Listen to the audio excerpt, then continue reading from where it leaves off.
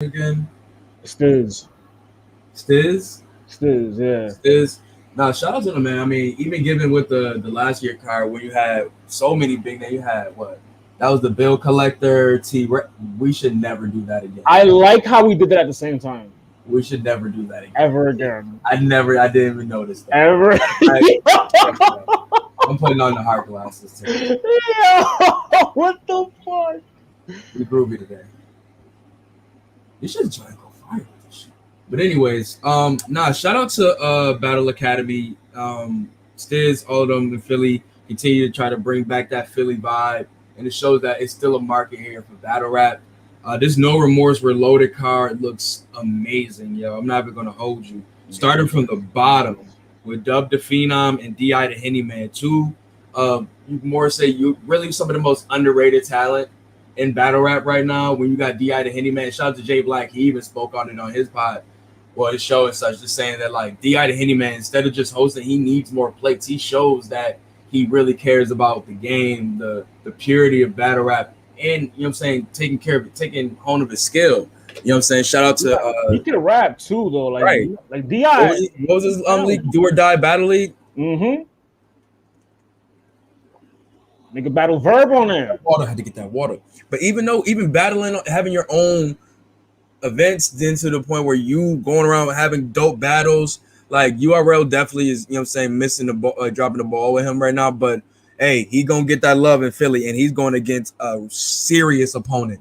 We seen Dub the Phenom versus E Hart, Cook Food. We seen him versus what was the brother name? Was it Reverse Live? He went up against KOTD. It was a Mad Flex, I believe, or it was Reverse Live on KOTD. It was Reverse Live.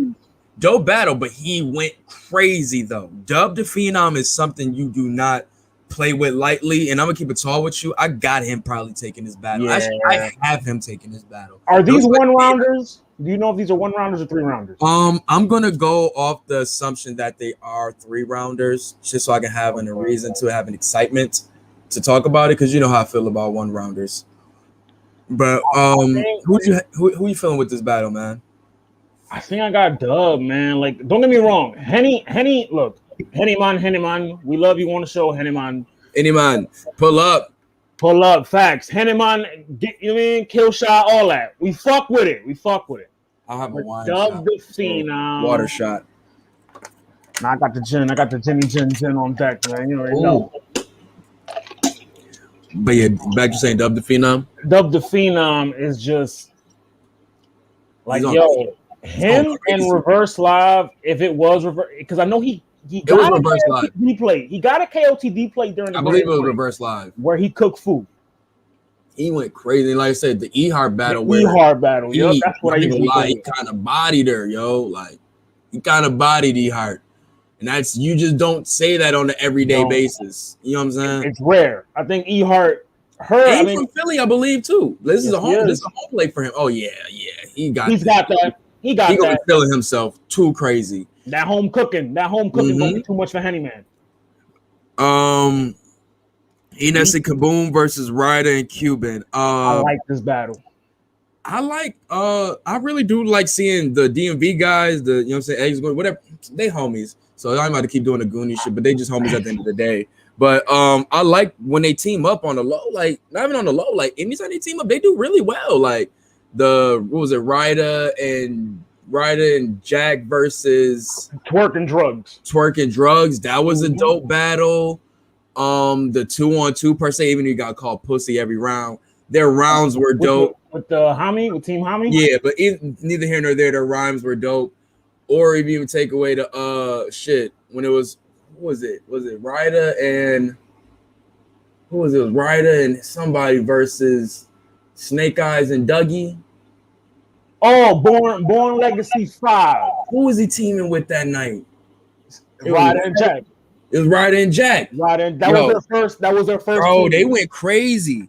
Now we can. This time it's Cuban, and that takes nothing away from Cuban. Is just as energetic. He doesn't have the rhyme pattern that Jack has clearly. But if you talk about energy, dope creativity with the bars, wittiness, he's just up there with Ryder in my opinion.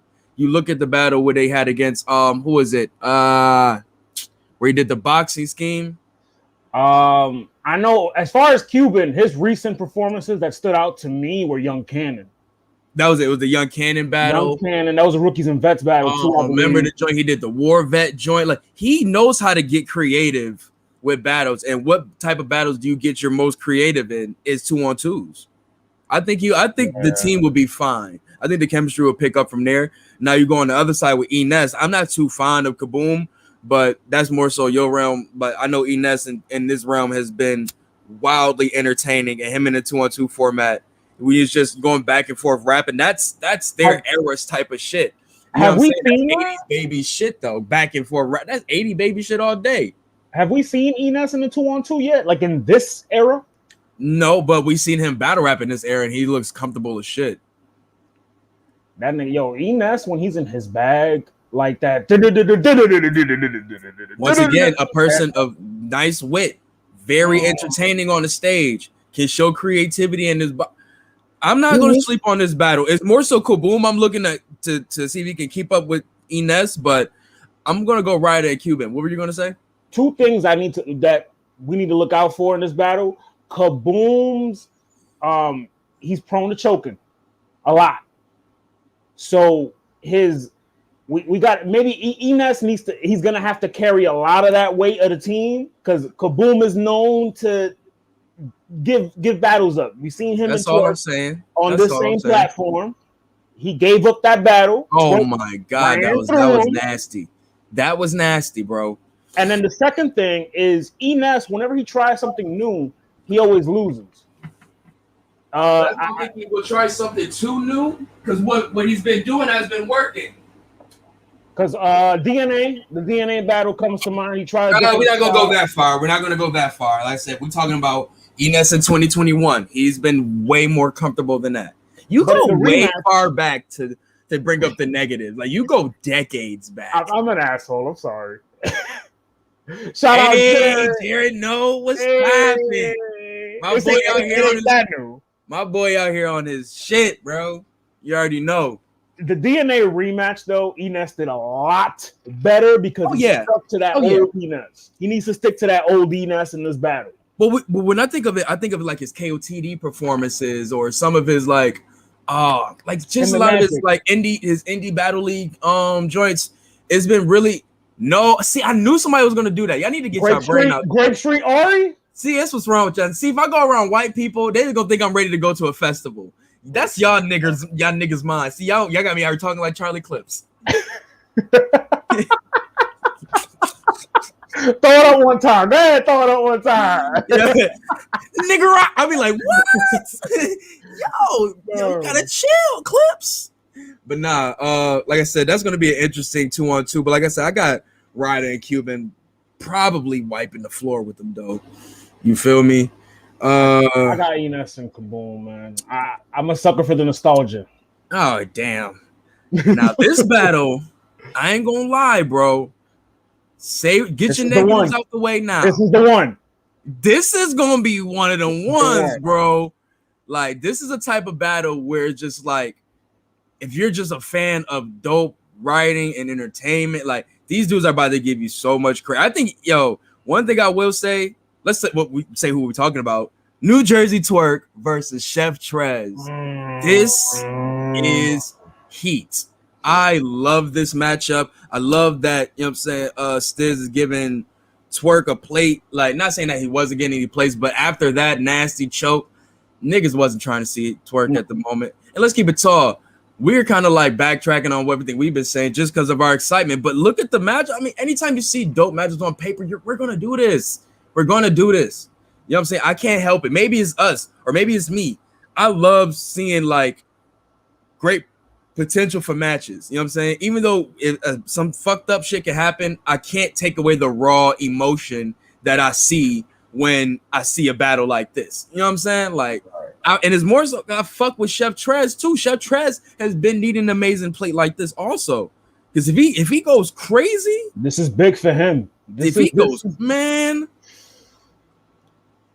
This could be like he needs to go crazy, like Sharon crazy. Like this needs to be like and you saw the tweet that Twerk put out after Gnome, where he said, "Oh, I didn't feel right watching Gnome from home. I gotta get back on my shit. I need to get back on my shit." It starts here, Jeruz. It starts in this battle. Like it's not even gonna say it starts here because it could be the next. It's just he has to get his mind. It's just what we was talking about in the chat, man. Like, I mean, blessings to him. You know what I'm saying? Just, you know what I'm saying, missing death again from, you know what I'm saying, getting shot at by the police.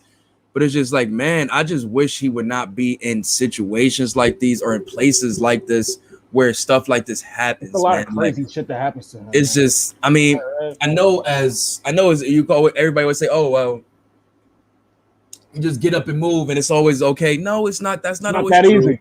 It's not that true. But I just want Twerk. I just want a better life for Twerk. I'm not saying like that. I just want him to be safe, bro.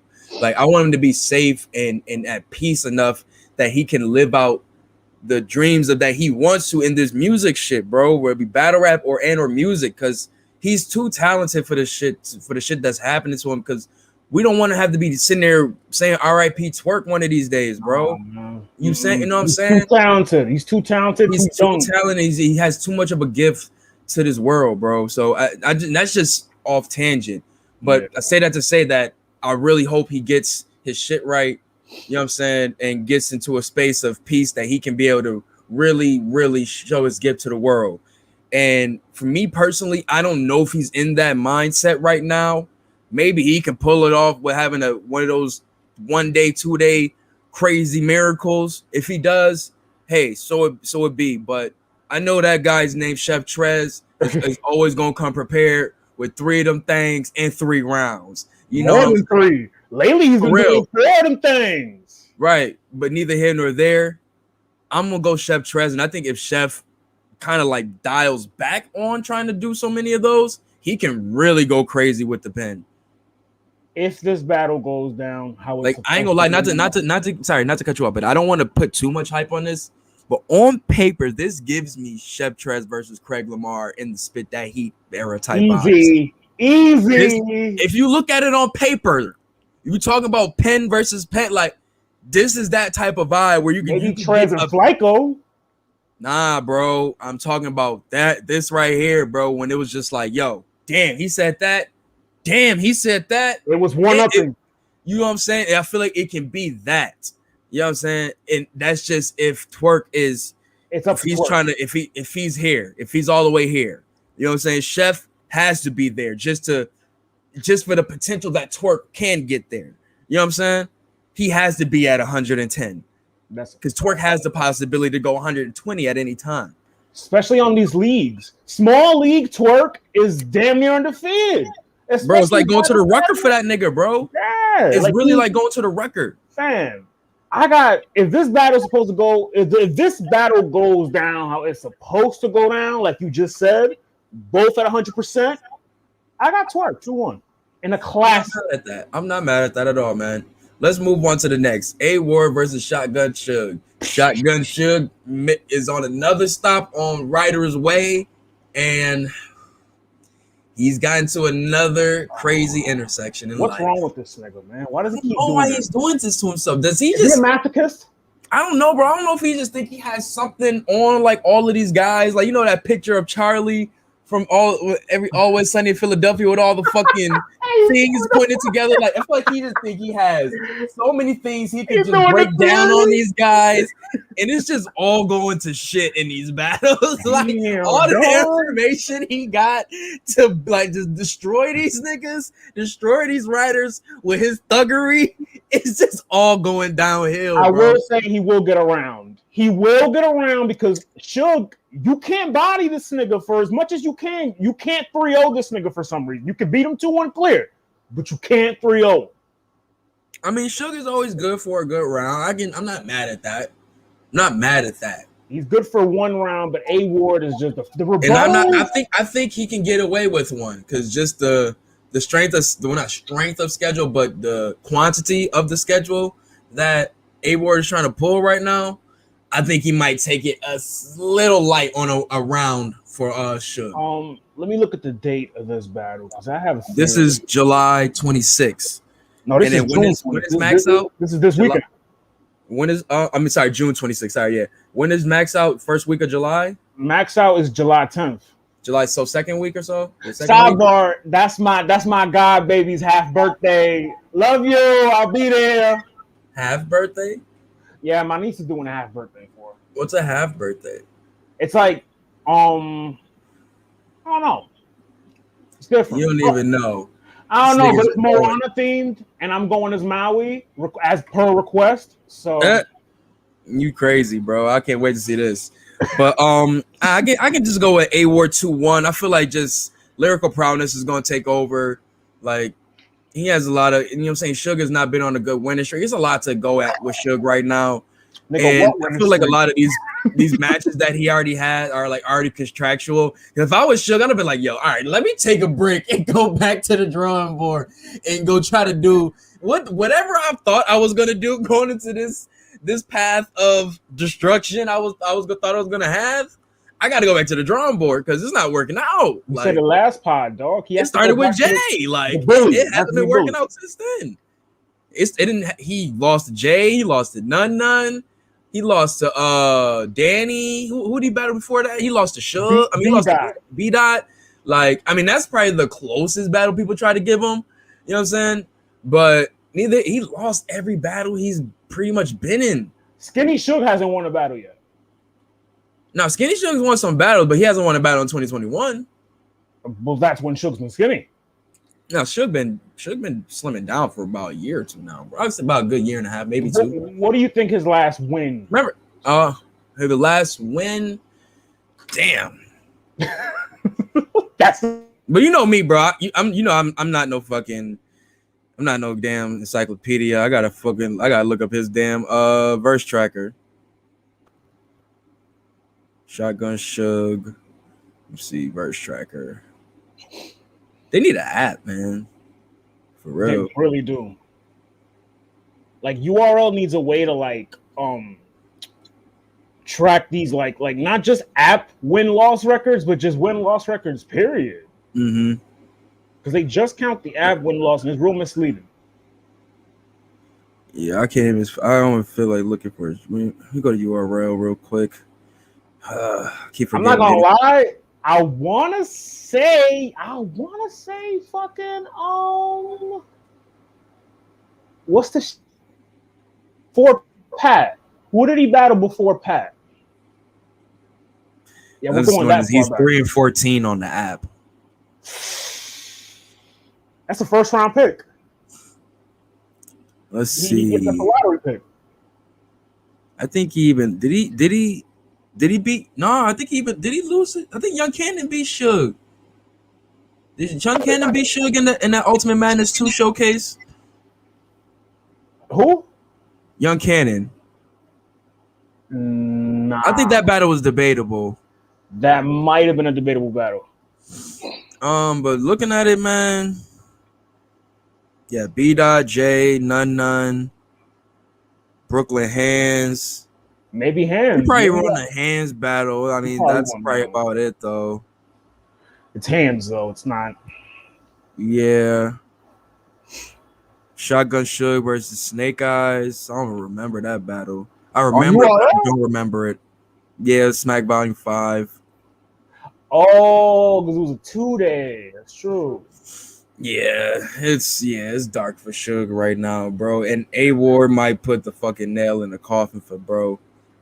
Like, I don't know. And he got Dre Dennis after that. Like, he's just booking himself everywhere just off the name at this point. Because whoever's booking Suge right now is wasting their shit, bro. Listen, man, A Ward is playing a dangerous game, overbooking himself, and then he's got Rosenberg, who's been chilling since show off for Max Out 2. And Rosenberg I got A Ward winning both of those battles 2-1. I got A Ward beating Suge 2. But I also we're gonna get to the Max Out predictions after this. But I got Raw in an upset. Yeah, anyway, let's get to the main events. Danny Myers versus Reed Dollars. Now, but we know both of these guys have and just had a play somebody, and has a play next going into the Mook battle. Reed got Mook in July. Danny's just coming off the Sick battle. Who do you think is going to be more prepared? Well, let's see. Let's see the look ahead. Reed has Mook ahead. Danny has the couch. I think Danny might be able to take this one because Reed has to put his all into Mook. Pause. And Danny has a little more free time to write. And knowing Danny and knowing how much of a chip he has on his shoulder, he has something to prove with this battle here. This being the very next battle after his, the choke against Sick. Mm-hmm. I got Danny demolishing Reed. Yeah, and I think we said this on the last. I think he can have a quicker comeback than most. Mm-hmm. He just had to have a mental break real quick just to get his mind right. You know what I'm saying? But yeah, I think I'm gonna take Danny in this also, and just the vengeance he's gonna want just to get himself. He has to body Reed. Yeah, which won't in order to get back into Champion of the Year contention. You got to body Reed. And I don't want to hear nobody say, "Oh, well, Reed got moved." Nah, we're not doing that. He's in Philly. Like Reed should not take no fucking foot off the gas in Philly, nor against Danny Myers. Also, Reed's no slouch. Right, that's what I'm saying. But Danny Myers is more of a test for you than Mook. If you talk about just the crowd and shit, all right, whatever. That's neither. You talk about entourage, all that shit. State versus state, all right, got you, whatever. But you talk about pure competition to test where you are right now in this game. Danny Myers is a way better, way more of a competition than I would say for Mook. So I think he definitely needs to test himself for this battle, and if he does great in this battle, he's cooking Mook. I don't think it's gonna bode well for Reed in the Mook battle if he gets cooked. That's what I'm saying. Well, even if he does cook, this is how I'm saying. This is how I'm looking at it. I got Danny more than likely winning this, but I need to see how Reed even prepares for a Danny Myers. Because it's Danny and Mook back to back.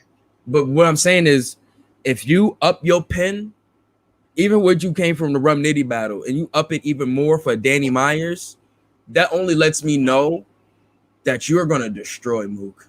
Do you think he has to dumb down for Mook? No, you don't dumb down. That's the thing. Because remember, we're not back then no more. It's the mind has elevated more than, you know what I'm saying, just regular street shit. We're way more smarter and way more, you know what I'm saying, than back then. So you can definitely step your shit up more. You don't got to dumb it down for us like that. I don't think so. I think that's more so a slap in the face to me as a fan that you got to dumb your shit. No. Because I'm just saying that in the general sense. Because I think it's starting to get too, like, we're too far in this thing we call life to be still having to dumb down lyrics to get it. You know what I'm saying? Like, niggas been saying that shit since the 80s. That you got to dumb shit down. Like, no, you shouldn't have to do that. Like, we should be a little smarter than we were a couple of decades ago to start understanding some of the shit that they're talking about, or understand rap a little bit better to understand what they're talking about. You know what I'm saying? Especially in the battle rap field, if we say battle rap is this much of a high, you know what I'm saying, elite sport than what the music game is, and then we still need niggas to come here and dumb shit down for us. You know what I'm saying? I don't think Reed can be intricate though. But I'm not asking him to be Chilla. I'm not asking him to be Chilla Jones. But all I'm asking you is to progress. Everybody can elevate. To beat Danny, he's gonna have to be Chilla Jones. I'm not saying that's what I'm saying. I'm not saying he's going to beat Danny, but I am watching to see his rounds and see if were they even, you know what I'm saying, made to even try to beat Danny. You know what I'm saying? Right. Like each battle, he wanted to beat Rum Nitty. I want to see if you want to beat Danny Myers, and those to see that preparation will only make me more comfortable. Because remember, I had Mook winning that, but I forgot about this battle, and this is very scary for someone like Reed to be doing. So I'm kind of intrigued to see if this is more so testing himself to when he gets to the Mook battle, because I feel the Mook battle was already booked. Mook battle's a big room too. They're going to. The rumor is Texas or North Carolina. Well, he's going to have to definitely, you know what I'm saying, definitely step it up. Because Danny Myers is a showman just like anybody else. Mm-hmm. He knows how to wild up with the bars and the energy, so he has to find a way to bring that, match his energy. Because Mook is going to have that same energy. Maybe not the same, level of bars, but he's going to have that same energy. And you got to be ready for that and know how to prepare for it. Coming off a loss too, like chip on his shoulder, Danny. This is right. So he's really gonna have to learn how to prepare for that type of energy and know how to really combat it when it's after that round's done. How do you be able to take the room back? You know what I'm saying?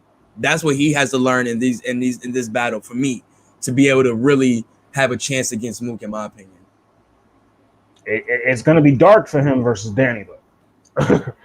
And it might be dark for him versus Mook too, because Mook is master angler. And these niggas, this battle was supposed to be booked. Remember when Mook battled Young Hot? It was supposed to be back then, yeah. It was supposed to be Reed. I remember. So I remember that it goes that far back with how long this was supposed to be booked. I'm sure Mook has been sitting on something. Pause again. Yeah, man. So shout out to Reed, shout out to Danny, but I got Danny Myers taking this with a good 2-1. Hey, what's going on, Mr. Check the Temperature? Yo, what's popping, bro? Nah, it's good seeing him in here, man. You gotta pull up one of these days, man. We gotta chop it up, man. Yo, drop your let us know what you think about this. What's the stamp card called again? No Remorse. No Remorse Reloaded, man. Battle Academy, man. Let us know what you feel about this card, bro. Most definitely Reed Dollars, Danny Myers, Twerk, Chef Trez, A-War, Shotgun Shug, Enes and Kaboom versus Ryder and Cube, and Dub the Phenom versus B.I. the Henny Man. This is once again, card. Shout out to Stiz. Go purchase the tickets right now at noremorsereloaded.eventbrite.com. And if you're trying to go see where this is at 114 East Luray Street, Philadelphia, Pennsylvania. Go check this joint out, man. Get the tickets. Go and support this joint, man. Most definitely. Hey, you got A-Ward on the show tomorrow. Yo, hey, man, if you could do one thing for us, man, ask A-Ward. If he's understanding, if he's seeing what's happened to Danny Myers, ask him if that's putting any fear into his strength of schedule for this year. Because let's keep it tall. We never would have thought that would have happened to Danny Myers. I did. Because he did it a couple years ago. Yes, I'm just saying though, bro. We look at this nigga as a robot though, bro. This year, the way he's been going, I agree with you. I was not expecting it, bro. Even with Jerry West, I was not. Every time it happens, I don't expect it. It always catches me. I can't front, bro. But nah, man. Shout out to them, man. Shout out to Philly, man. Can't wait to see what's going on with that card, bro. He predicted the chain and choke too. Hey, see. But let's move on to RBE, man. We got Max Out 2 card. I think this is the official card. I think they're done. I want besides the one SK that they probably have in the tuck, this is it. Yeah, I believe so. And what we got so far, newer announcements, we got Big K versus X Factor. Oh my God. Ill Will versus Jag. You got A-Ward versus Rosenberg, Daylight versus King Los, and the main events. I guess it's the main event, right? Calico versus Hitman. Yo. Solid card. I mean, given the last time I seen X Factor, he was nice. I liked him versus Jerry West. I'm not gonna front. That was the last time No. Last time we seen him was versus Suge. And he got smoked. Mm-hmm. Yeah. So it's kind of iffy. It's about 50-50. He's batting 1 for 1. He's yeah. What's good, Fraz? Fraz, what up? The Jerry West performance was really good. The Suge performance was really bad. Like, so you don't know what you're gonna get, but let's keep it tall, bro. This might be a 30 sack for the big dog, bro. Another 30 sack of work for the big dog, bro. Real talk, man. X Factor was on you know how ARP has the video series before the event where he's interviewing the battler. He had X Factor on there, and X Factor, he told him, he was like, the way I'm rapping now is reminiscent of the old me. How many times have you heard niggas say this before a battle? If I had a penny for if I had a nickel for every time I heard a nigga say this shit before a battle, I'd be rich. Oh, I'm in the best shape of my life right now, lyrically, and then they go in there and they stick up the fucking joint. Big K 30, man. There's so many angles on X, the gay shit, all dog. It's a wrap. In the big room too. Oh no. Man, I don't know, man. Like I said, bro, he knows how to promote. Let's just say that. He's one of them guys, but he still knows how to promote. We give him that. You know what I'm saying? We give him that. And all I can hope is he brings a good 3 rounds to make it a good showing. Because when X Factor is good, he's really good. He's really good. And he's really witty. One of the reach gods, but wit is there, though. He's an OG reach. That nigga's a reach deity, bro. Reach deity. Deity? For real, bro. That nigga's... He's Darceem. That nigga is the Heru of reaching. But nah, son. Definitely, I got Big K taking. There's really nothing to really say too much about Big K. Big K is going to bring, you know what I'm saying, them punches. Whap, whap, whap, whap. George Foreman like, bro. And the opponent has to be ready to fucking to withstand that shit and have something to combat it. Because just like what Fonz say to JC is all he do is keep punching. When nigga block it. You know what I'm saying? Like, real quick talk. There's a video on Twitter that I retweeted it. That Mortal Kombat scheme he did on JC, where he was like talking about how he's like a drug addict and shit like that. The way he broke down like the Mortal Kombat shit in it, he gets crazy, bro. Crazy. Fonz gets crazy, man. Shout out to Fonz, bro. Most definitely. I ain't gonna lie. I'd like to see Fonz and Big K. That'll be a nice joint. But Ill Will versus Jag, man. Ooh. I'm not gonna. Now Jag is what, like 1-1 in performances. He beat. We're not saying record win or loss. We're talking about performances. Good performance, bad performance. Stunk up the joint, lit up the joint versus Math. Stunk it up versus 40. Nigga said he beat Math. You know what I'm saying? Like, I personally had him winning versus Math first too, but neither here nor there. Ill Will is a different demon. He doesn't give a fuck about none of that. He don't. And he clearly knew he took it a little light on 40 cal, and I don't think he's ever going to do that again. I don't think he's ever going to do that again. I don't think he ever wants to have a debatable with a outsider of battle rap, and for lack of a better term. Well, Jag's had a couple battles. I think Jag is in the culture. Well, we know what they try to consider these guys industry, and I don't really consider them industry. They're more so underground, if anything, but you know what I'm saying, though. Mm-hmm. You know what I'm saying? I got Ill Will taking this, especially coming off that A-War battle.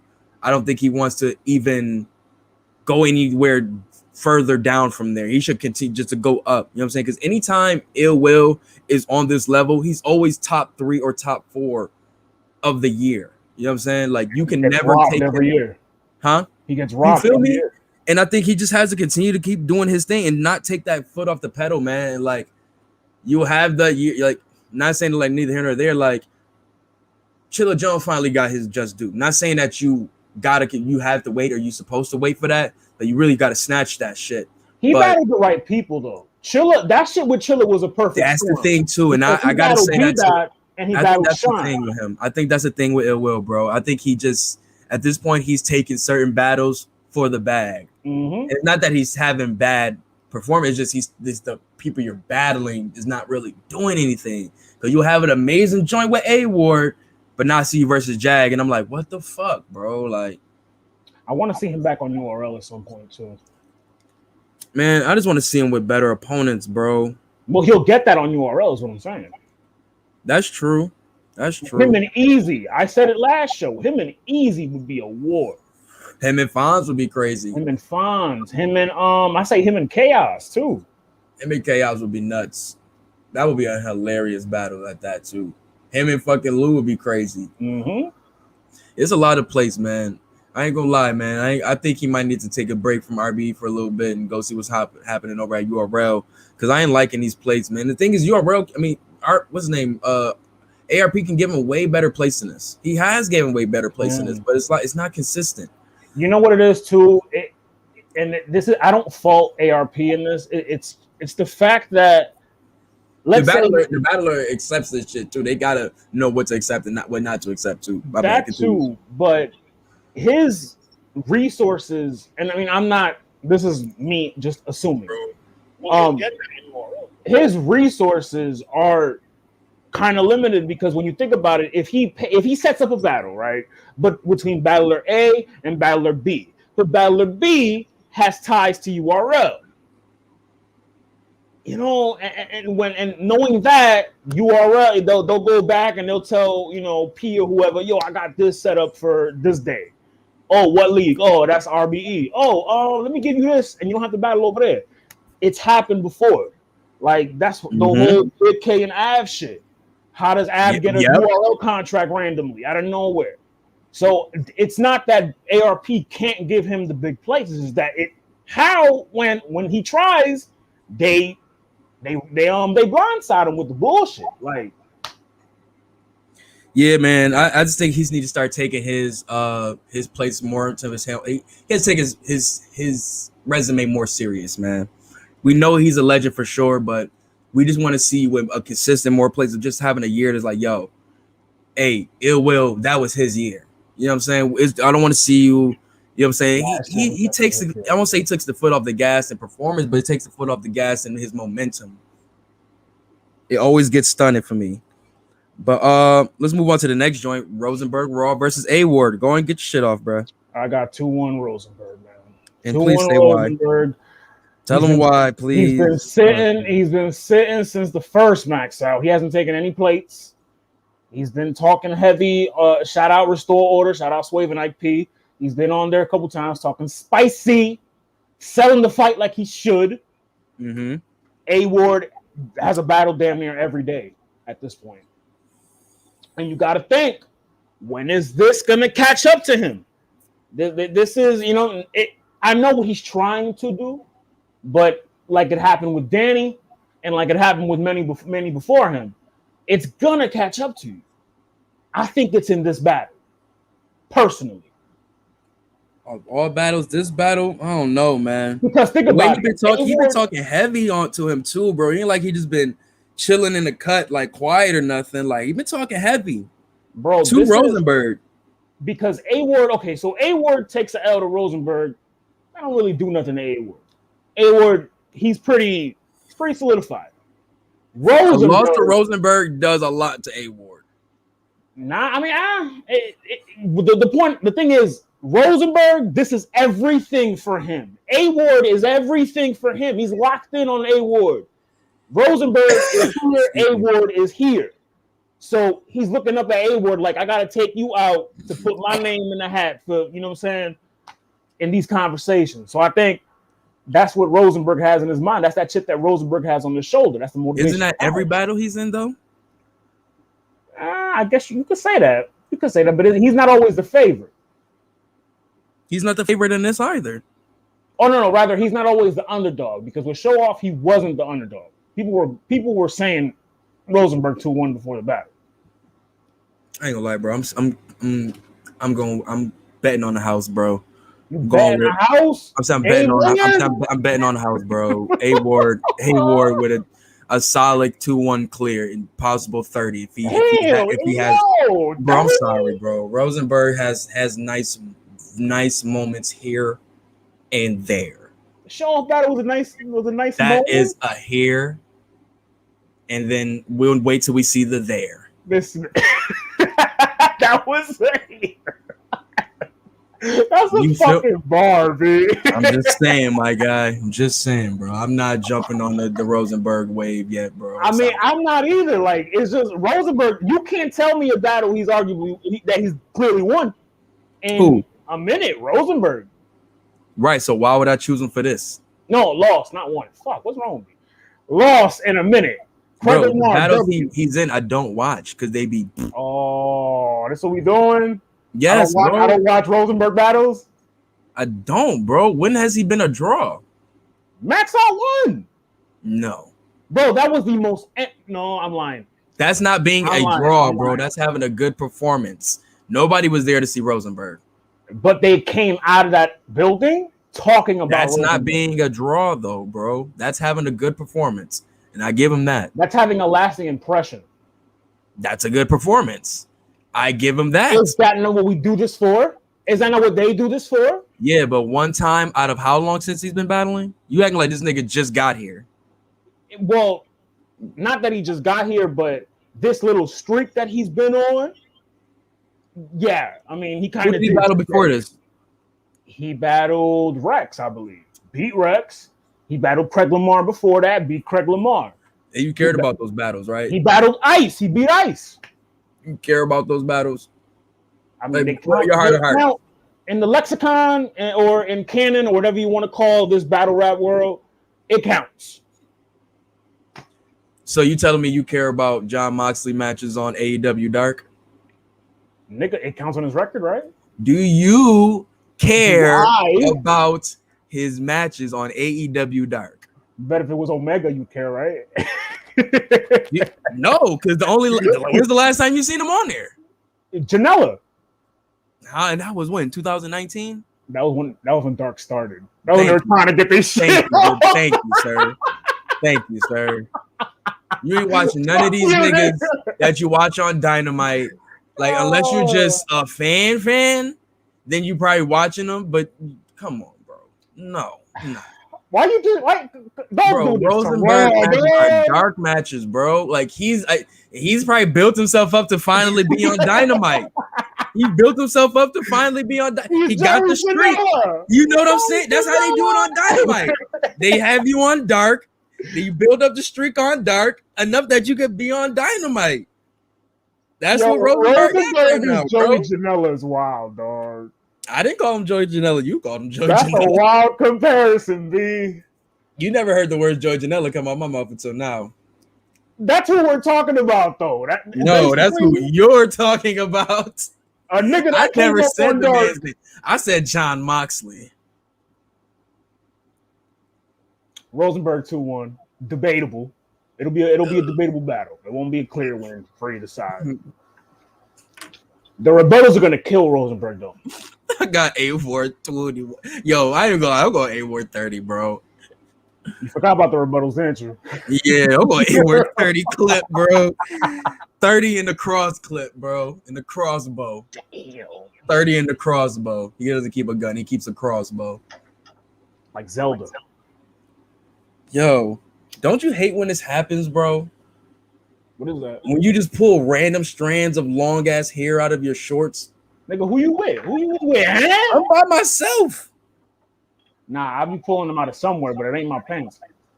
God damn. Nah, I ain't gonna lie. This is too long. This might be from like laundry or some shit. You know when you like my sister do mad hair here, so this shit might have been in the fucking like. Yeah, I had to look at this shit. This shit wild long. Like I don't know no girl with this long of hair. Pulling out of the pillow, and then you wake up and that shit like here, like I don't like that. But that does happen. I'll be finding like random strands of hair, like pulling out of my drawers or some shit, bro. I'd be like, whoa. But that was a good night. That was a crazy night, right? Next, Daylight versus King Los, man. The battle of the pens. I mean, oof. If we're going this looking strictly, we've gone straight watching this strictly for bars and just straight rapping. I don't know, bro. I don't know.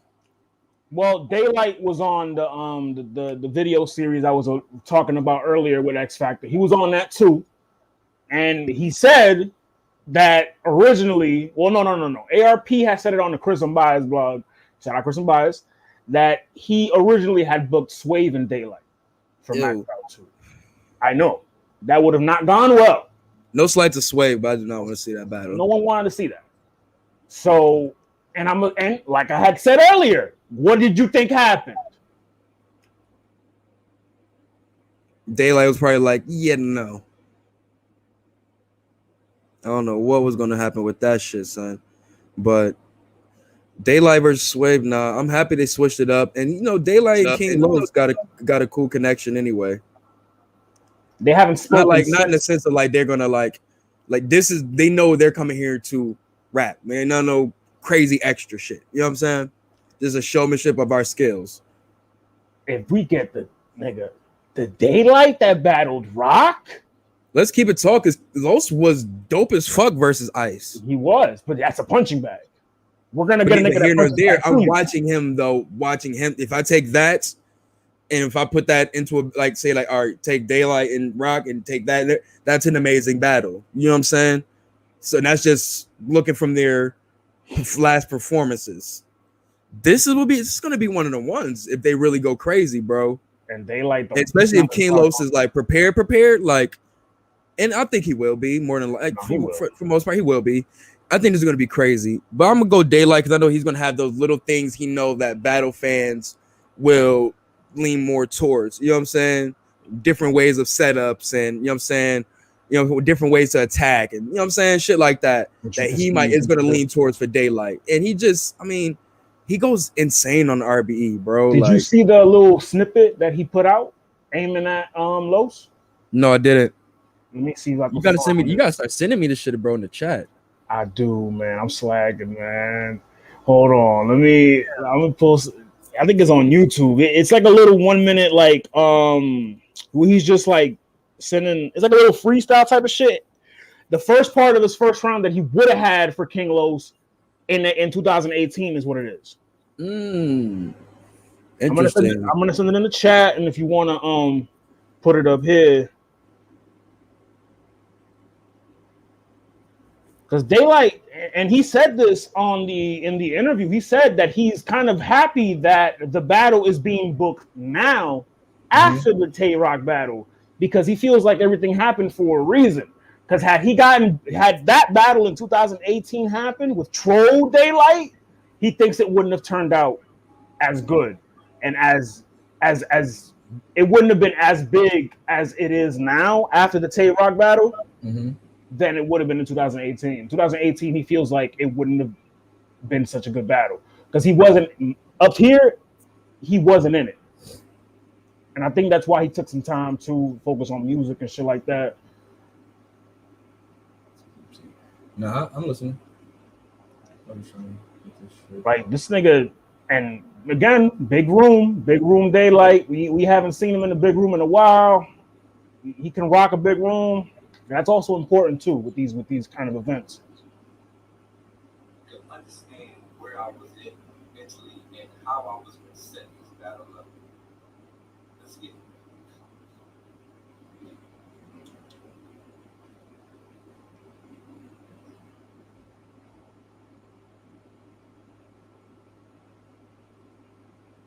Oh, damn, you doing that?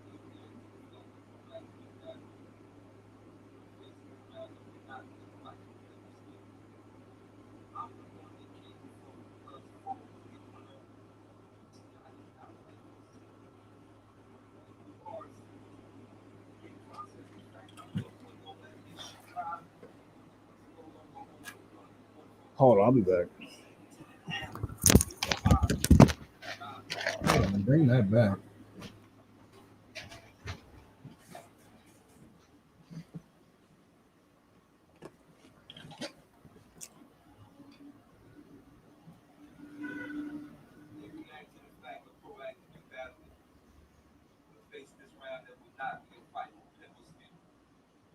I'm the one that came forward, plus 4 went over.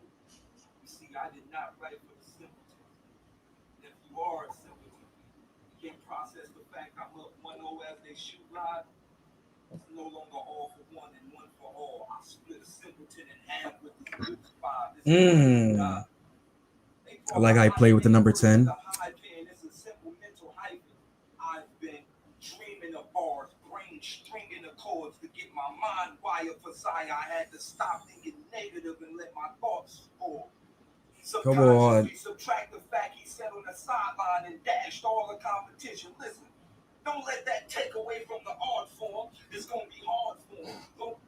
The way he's flipping, just this negative sign, the line, subtract, that's crazy. He's wilding. It's the sideline, get the sidelines, you in trouble, double sidebar. The diehard fan stands. Are you peeping this kick the bucket list? I came to score. Parallel slash pass the 2 hard 2 bars. Nothing you got can equal up to these dash. Subtractions. I came to take away your highness, the sinus to show the globe of my finest, the finest aligned world, and still proud. Oh, it's a dark tower for your star power. They want me to test sun energy. He's spazzing. 12 gauges in your mouth. I got you. I ain't got to rap about how I shotguns the box you, but I still got a spaz in this case. And for that, I demand hella respect. It's the Mandela effect. Any man that walk past getting erased, I just leave memories with the similes. Enemies fold, the BC an enemy slow, low energy Emily rolls in a new dream. Bitch, you'll get your turn to top this unless they boo scream. I'm too clean. I get mad and bite down. What you mean? I ain't in the mood to swing. You must be having mood swing. I let the fist rock them like a mood ring. I get rid of lows easy. I don't lose steam. I can whack them like a goose scream. You thought it was over. You still get your shot like a hoop dream. I'm acquired to let the deuce sing. I leave your image all over the sky with this blue beam. Tell these fake stars I need space then. Another airline paralyzed from the oxygen plot, how they break, man. You said you battled Cassidy in the park, it was hard. Ain't nobody got time for your fake wins. You get sent to the skyline. I chemtrail all your spit tails, learning shit. They say the old bird topping it, stop it, bitch, my way permanent. Burn up with the bone strap. Get his dome cap, he trapped in the firmament. You all see it? Flow code is an Arctic sewer snow globe. I'm still cooking. They booking Martha Stewart. Little riddle me this. The king think he Martin Luther. Try to blow out his dream with the same beam that came from Starship Trooper. Oh, I'm bugging. It's an art to wildin'. I give a mad with the savage. Mind you, this is supposed to be troll daylight. Rap with the sub quiz nose, then gizmo. When you see the machine gun, I'm the dark wing angel with the Django hat. Spec. Nah, he went crazy. God. He went crazy.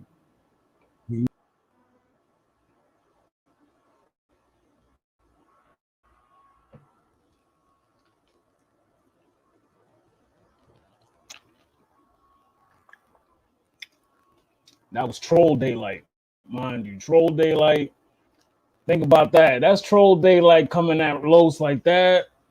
Imagine what this daylight's gonna do. It's gonna be a classic. I think we may not get daylight versus Lux this year. This is probably the closest we'll get to daylight versus Lux. I have this once it is said and done. I have this as quite possibly one of the battles of the year. One of this right here. Yeah, I'm not mad at that at all, bro. Because we might not get daylight Lux this year. I'm not mad at that. I'm not mad. So this is the closest we might get to it. Hey, just like I said for Reed, with the Danny Myers being a practice for Mook for the bigger battle, I wouldn't be surprised this is a practice for the bigger battle. Dog, I'm not mad at that. Do you feel like, because I know we're so accustomed to the COVID room now and caffeine and shit, and how like that caters to more of the pen guys and these two guys being pen guys. Do you think the big room, the big crowd is gonna like ruin this battle in any way for you? No, not at all. Like, will it have the same effect as like, I don't know, like one of them like small room writer battles, like a Chilla and Sick, or Chilla Rum, or Daylight and Tay Rock? Like, do you think it'll have the same effect as those battles being in a big room? Well, they're both showmen, so I think they both can be able to show for a big room. To be honest with you, they're both artists at the same time. Like, they both know how to perform for big rooms, I believe. You know what I'm saying? It's just more so with the people. You know what I'm saying? I think them being adaptive to it. You know what I'm saying? I don't think that like I said, we know these guys are here. It's just, are we gonna be adapted to them or not? I can't wait for this battle, though. That battle sold me the card completely. Yeah, and let's get into this main event, man. Calico Hitman. We talked about it a little bit before, but I mean, you know, this Midwest rivalry is just all that pent up aggression from back in the day is all coming out now, man. I think Hitman. So apparently, Hitman Brotherhood, Calico is not Brotherhood, apparently. So we're gonna hear a lot of Brotherhood shit from Calico in this battle. So more so Outcast shit. Outcast, like, oh, I'm like the Outcast or the people, you know what I'm saying, always hated me in the Midwest movement or stuff like that. I'm interested in this stuff. Like, it's past pent up aggression. You know what I'm saying? It's OGs getting their shit off, man. You know what I'm saying? I think it's a good conversation that we should be around to hear. You know what I'm saying? And I think personally, these are two guys that can be able to give that conversation. You know what I'm saying? Pretty well. Who would I choose who can be able to really get that shit off better? I would say Calico. If you're just talking about like trying to get his narrative and build his narrative for the battle, you know what I'm saying, in the battle or so to get his point across, whatever. Yeah. You can talk about just wilding wise. I mean, you know, Hitman can go up. You know what I'm saying? This is his peer too. This isn't Cassidy. This is his peer that he knows and he's gone to war with and all that. So, different approach for Hitman should be needed in this battle. I'm gonna go Cal 2-1. I feel like he has a lot more that he could be able to work with angle wise, that he could be able to get his shit off. And like I said, most of us love just when he just is speaking real shit, just talking that talk. Not trying to be super tough guy or all that, just talking that talk, and it just comes off like that. You know what I'm saying? Like when he's talking that slick shit, he can do it the best, bro. Like something like him, Goods, you know, like some of them when they talking that shit like that and just talking that real like OG street shit, like they're one of the best to do it. And not saying that Hitman isn't either, but I just feel like when it comes to like, you know what I'm saying, rivalries and things like that, Cal takes him serious. You know what I'm saying? Like you say he took the Ill Will battle series. He took the one of my favorite Cal battles. Yeah, like what else you say? Trying to think more recent. To an extent, him and Lux too. To an extent, because he got beat, but he still anytime he feels his back is against the wall or he has a real like disgust for the person. He really takes that shit serious, yo. And I think he has a vendetta with a lot of these, you know what I'm saying, Midwest guys, as he feels like he's like the outcast from those guys. And I think he's the youngest also. It's mostly the St. Louis niggas. And he was the youngest also. So you gotta think about that too. So he's coming from the young one coming in the game. Crazy. So he probably has a different outlook on this shit. Like he probably felt like people was hating him because he was the youngest and the come up was quicker. Who knows, bro? Who knows? But I'm interested to see both narratives. I'm interested to see what Hitman has to say. Like I'm interested in a lot of this stuff, but I will say that I am a little bit more interested to see what Calico got to say about their history between each other. Dog, that's you just reminded me, like, yeah, like when these niggas was coming up, Calico was a teenager. And now look at him. He was a pup. He's up there with him, with all of them. That's wild. He was damn near like chess. He was, though. He was. It was him. Like niggas like him, DNA, like they were pups when they came in, bro. K-Shine. Yeah, bro. Like they were pups. So I got Hitman. I got Calico 2-1, man. 2-1, but I'm not sleeping on this battle. I can't wait to see it, man. I cannot wait to see it. These are type of grudge matches that I've been like we still wait on. Be like, damn, is there anything left for us to see out of that last generation? As you get battles like these that you forget about. I mean, you still have to see Hitman and Mook. I still want to see. I still do want to see that also. And that was apparently booked for Max Out too. According to Hitman, shout out PSA Radio, shout out 3, shout out Watson. He was on there last night and he aired a lot of shit out. Said that ARP had him and Mook booked and ready to go for Max Out 2. And then Mook went to, and these are his words, not mine. Mook went to the Cassidy Airbnb, and when he came back, Mook was already booked for Reed. Again, what did I tell you just now a few minutes ago?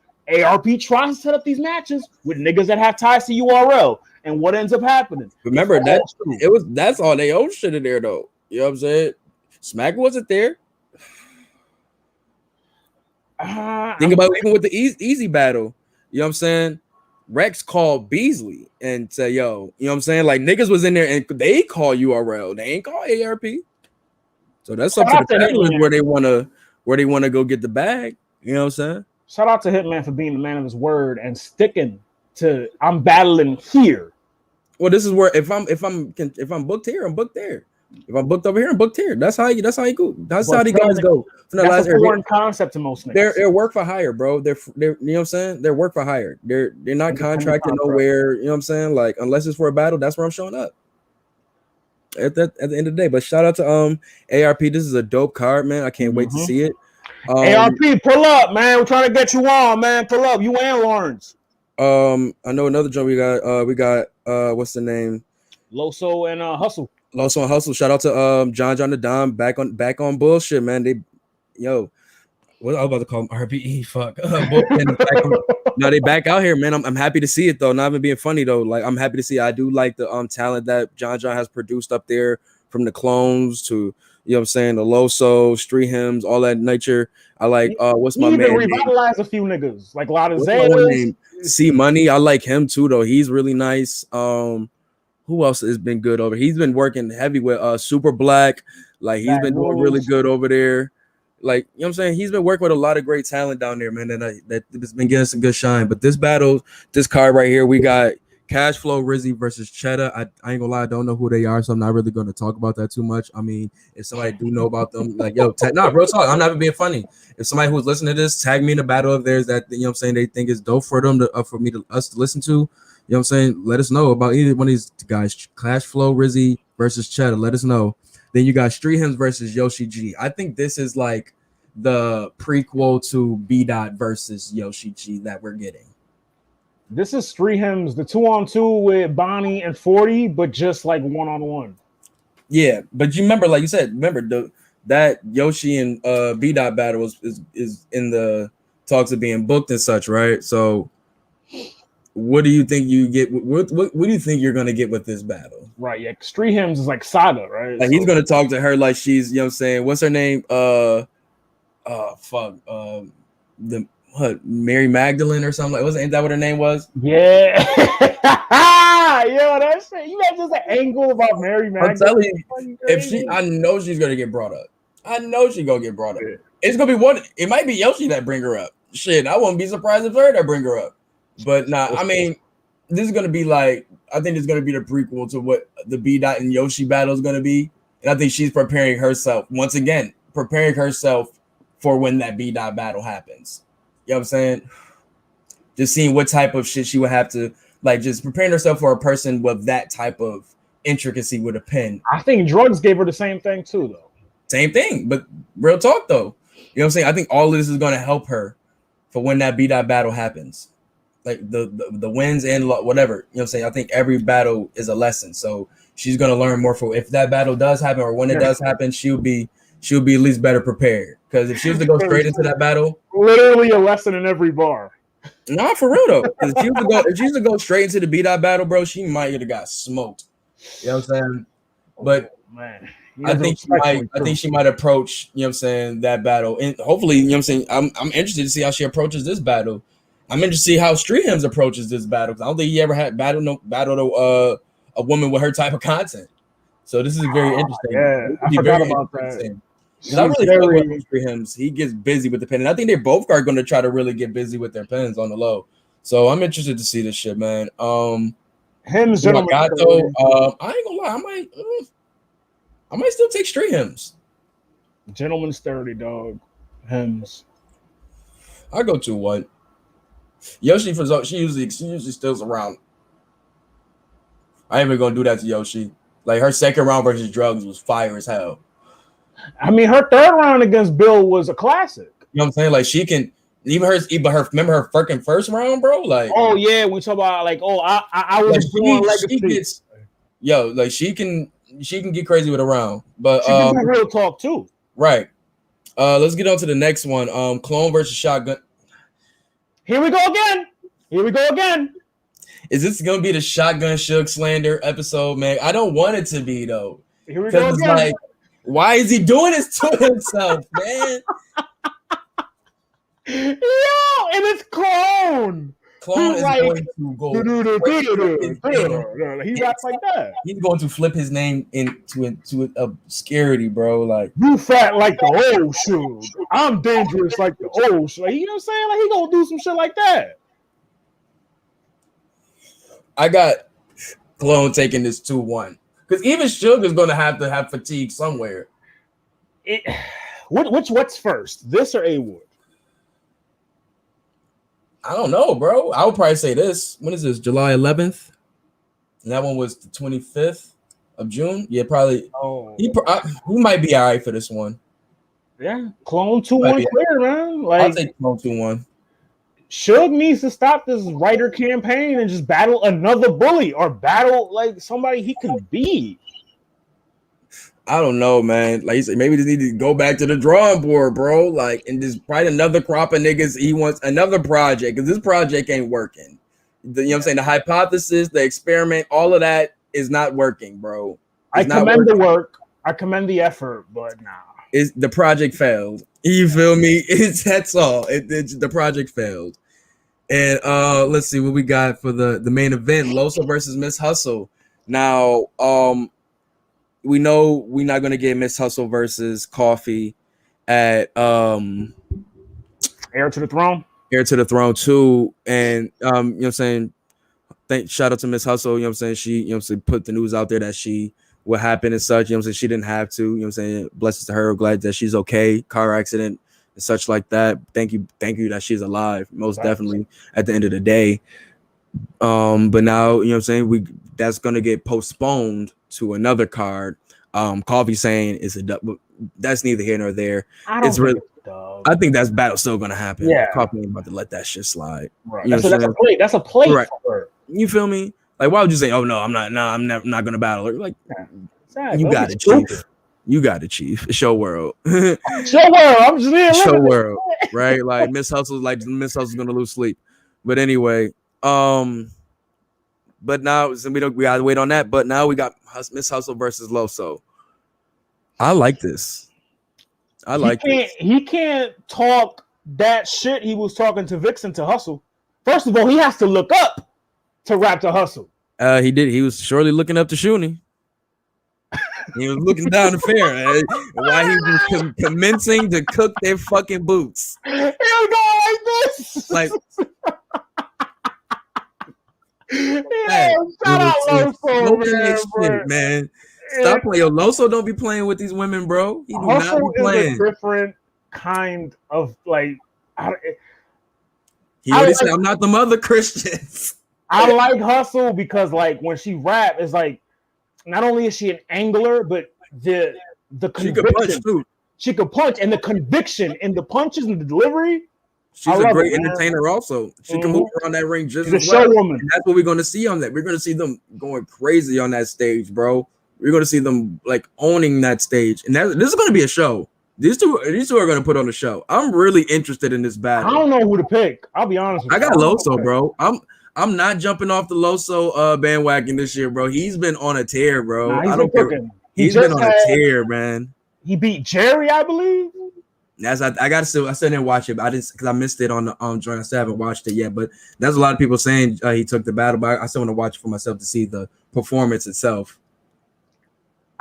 If I had to pick somebody, gun to my head, I'd say Loso because Loso has shown me this year. You're not playing with niggas, bro. Not playing. What he did with chess? Like, come on. He's not playing with nobody, bro. And he back home at bullpen. Come on, son. It's a home game, and you the main event. He's about to wow, bro. I mean, the playoffs showed us that if you at home, it don't mean nothing. We gonna get to that soon. Matter of fact, man, let's just get into it. Yo, shout out to John the Don. July 11th, back bullpen, back on their bullshit. You know what I'm saying? July 11th in Atlanta. Go check out tickets at bullpenbattleleague.net.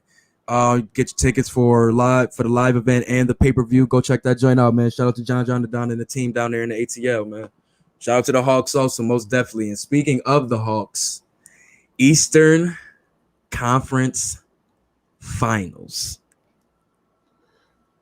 Who saw it? Who saw this coming? I didn't. I mean, can I cap for a minute? Please. Can I cap for a minute? He said, please. He said, please. I hate this nigga. I saw the Suns making it this far. We ain't talking about the Suns, though. You talk about the East. I know you are. I know you talk about the East. However, I mean, I think it makes me feel good that the Hawks are in the conference finals because now I know that with them beating us, maybe we weren't as ready as we thought we were. And maybe the Hawks were the better team this whole time. I don't know, man. You thought a nigga like Huter was going to come out of nowhere? Don't change the subject. I'm talking about the Hawks. Nah, we're not starting with them niggas. We're starting with you niggas. What are you talking about? I just said Atlanta Hawks, and we were just talking about the Hawks. Like, what do you mean? Why would I not talk about the Hawks? Nah, that was the last game. You avoiding the slander, man. That's what you avoided. Hold your thoughts, brother, man. Hold your thoughts.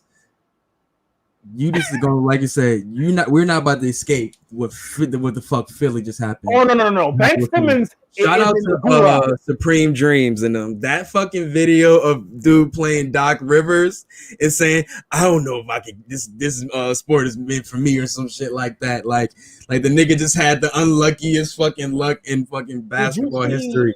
Josh Smith cooking Doc Rivers yesterday? Bro, fuck that. I'm not cooking Doc Rivers. Cook Ben Simmons. I'm cooking the whole team. 5 points. 5 points. Not to mention he passed up on an open layup. 5 points, my nigga. Where they do that?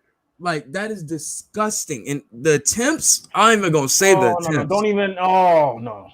0 for 0. What were you literally doing? That nigga would just say, I'm just gonna play D. I'm just gonna play cardio. He's literally the nigga on the court at the fucking rec center that all he do is play defense. Where he got a shooting sleeve, don't even use it. You feel me? Slapping the court and all of that shit. He's that nigga, bro. But come on, dog. Like, I ain't gonna lie, man. B, same way we say with Kate, that nigga played his fucking heart out, bro. Like, he played his fucking heart out, bro. Steph Curry played his heart out. Kormaz played his heart out. Everybody. Tobias kind of fell back a little bit in that last game. I ain't gonna hold you. He was cooking a little bit when he needed to, but when they needed him, he was kind of like, "Where are you? Where are you?" Seth Curry shouldn't be the second highest scorer on the low. I'm just saying. Did you see when they put the camera to Steph in the crowd and they put Seth Curry's brother? That's how they got to do it, bro. That'll be known. They better sign my man to another year, bro. They better sign my man to another year, man. But actually, we're gonna hold that off real quick. We got our guest of the night on here. Man. Let's go and fix this screen for the brother man real quick. But you already know, man. One of somebody we've been talking about here and there, man. You already know, drum work music. First class, Buffalo Zone, man. Jay Skis, man. Welcome to Get Your Bars Off podcast. What's good, bro? Peace. How y'all feeling? What's shaking? We good, man. We're just talking some basketball shit, man. I know you've seen them crazy games, man. It's insane in the NBA right now. Nah, that's a fact, man. I was definitely tuned in both joints, man. Shout out to KD. You know what I'm saying? I know the homie just lost. I was just kicking it with the homie just the other day, bro. So to see him lose, that was crazy. Hey, bro, he put his heart on that. He had the Dipset chain waiting for him and everything when he was gonna win, dog. Like they had it. Yo, man, it's crazy. When he hit that shot in the fourth quarter to send it to OT, I was like, ain't no way this nigga about to lose, bro. It ain't no way. And he just had it off literally a smidge off the line. They would have won that game. Because it was this close off the line and they put the clutch up on it. That's pain personified right there, man. Nah, but nah, man. Yo, we glad to have you on here, man. Yo, that's a big Griselda, big drum work fans. We've been very interested in the music that you guys have been cooking up. We've been doing the homework on the such. Like, man, as soon as he heard your verse on what was it on Broken? Was it Blood Roses? Blood Roses, and then Crack in the 90s. Yeah. I just want to ask, man, what was the studio session for Crack in the 90s? What was that like? Because it just listening to the song, it felt like one of them like old school like Wu-Tang ciphers to me. Like, what was that? What did it feel like? It was crazy because like if I can go back a little bit, the whole situation with Conway and drum work and everything kind of just came about in the last like couple months. I mean, it was actually really a year ago. You know what I'm saying? He reached out to me, he told me what he had going on, and then I had to wait a few months to even like really be around. And so fast forward, we had been in the studio a couple times. We had recorded a few songs, but it was really just me. You know what I'm saying? I'm recording joints, I'm writing joints, and he's hearing what I'm doing. He's like, okay, like I'm really trying to rock with, with him and trying to rock with Love. And I get a beat randomly one day from his assistant. He's like, yo, Conway wants you on this joint. It's gonna go on the deluxe. Just write some ill shit and body it. So I get the beat and I'm like, damn, it's a Rock Mercy beat. First of all, shout out to Rock Mercy. I'm correct. I gotta come correct. And so I think I got the beat at like, and mind you, Conway got this thing with you know what I'm saying, about him, man. He'll test you. You know what I'm saying? And this was like my real first test. And so I get the beat. It's like 11 o'clock at night, and he tells me like, "Yeah, we're gonna record it tomorrow." So I'm like, "Fuck, I gotta record this shit tomorrow." Like, this shit is crazy. So I'm sitting there. I got it like 11 o'clock at night. I think I stayed up until like 5:30. You know what I'm saying, and that day writing, and I still wasn't done. And so, we get to the studio. Love is there, obviously. Love is a fuck. Love be losing her mind. You know what I'm saying? Like she's an alien. MC Pierce. She's not a dope female MC. She's better than most dudes. You know what I'm saying? Oh, and then obviously you got Conway, who's crazy. And so, he had his verse already on the track when I got the beat. So it was like, man, who want to go first? That was basically what he asked. Yo, who want to go first? And so I'm like, shit, I'm about to go in. You know what I'm saying? Give me a couple minutes. Let me finish writing. And, I spit my shit. And, you know what I'm saying? Everybody in the room like, damn, like this nigga just went fucking crazy. And I'm like, yeah, like, you know what I'm saying? Like, I was ready, you know what I'm saying? And then Love come out of nowhere. She like, all right, give me a couple more minutes. She go, do her shit. And then she just, man, she lost. She left Earth. You know what I'm saying? She left Earth on that joint, man. So the session was like, it's all love between me, Khan and Love. But, we also, we each take this shit real serious. Like, it's not like we are artists who just make songs. Like, nah, like lyrically, we trying to body everything. You know what I'm saying? That's what I'm talking about. Yeah. Right. And it's that competitive spirit, competitive nature that brings the best out of all of us, I think. And this was the first time that we really all came together on one song. So we really was like, all of us was trying to just go, you know what I'm saying, go extra crazy. You know what I'm saying? But the session was dope. It was high energy, and it was it was just creativity at its finest. You know what I'm saying?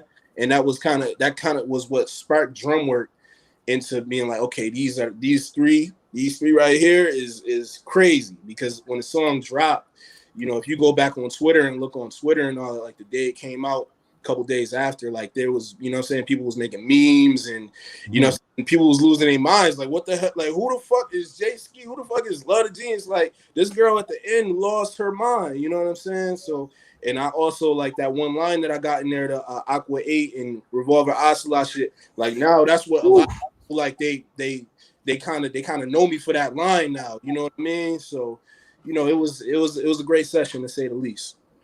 Now you spoke on a competition between the crews and such like that, and that was one of the questions I was going to ask you guys, because I believe that definitely does spark it. And obviously I know it's friendly. Like you said, it's love between each guys. Mm-hmm. But when you sit there and you come out that session, you see Love go crazy after you heard everybody go crazy. What does that feeling do for you that night? Do you get back in the book or whatever you do where you write, or I don't know how you write in the head, you still write in the books, but does that can make you write even more later that night, or are you continue to make more music after the sessions and such like that? Like, how does those sessions inspire you to create more music? I think the biggest thing for me, because it like what I used to do was I used to always think like, I gotta be, in order for me to make it, to get to where I am now, I have to be the best. I have to be the best rapper. And to some degree, I think that's the truth. Like, you have to be nice. You know what I'm saying? Especially coming from where we from. Yes. To be accepted and to have, people really listen to what you have to say, you have to have a certain level of skill. Otherwise, A, people ain't going to take you serious, or B, you're just not going to be looked at as an elite spitter. And that's something that I always wanted to be looked at as, an elite spitter. But I think as I've, grown into the artist that I am today, I'm more so focused on just being the best Jay Skis that I can be. You get what I'm saying? Yes. It's not really about, because Jay Skis is already he's already a great MC. it's not going to be a track that I'm going to approach, and I'm not going to have quotables on, or I'm not going to give you something that's not going to evoke some type of feeling. You're not going to, you know what I'm saying? Like when you hear my shit, you're going to be able to feel it every time. So I think if I be the best Jay Skis every single time, I'm not really worried about what Conway does, or not really too worried about what Love does, in the sense that now I got to be better than them on the next one. It's not like that. Like, I think if we all just are the best, like Jay Skis and the best Conways and the best Love the Geniuses, and shout out to Shots too, because he's part of drum work. You know what I'm saying? I was about to say, yeah.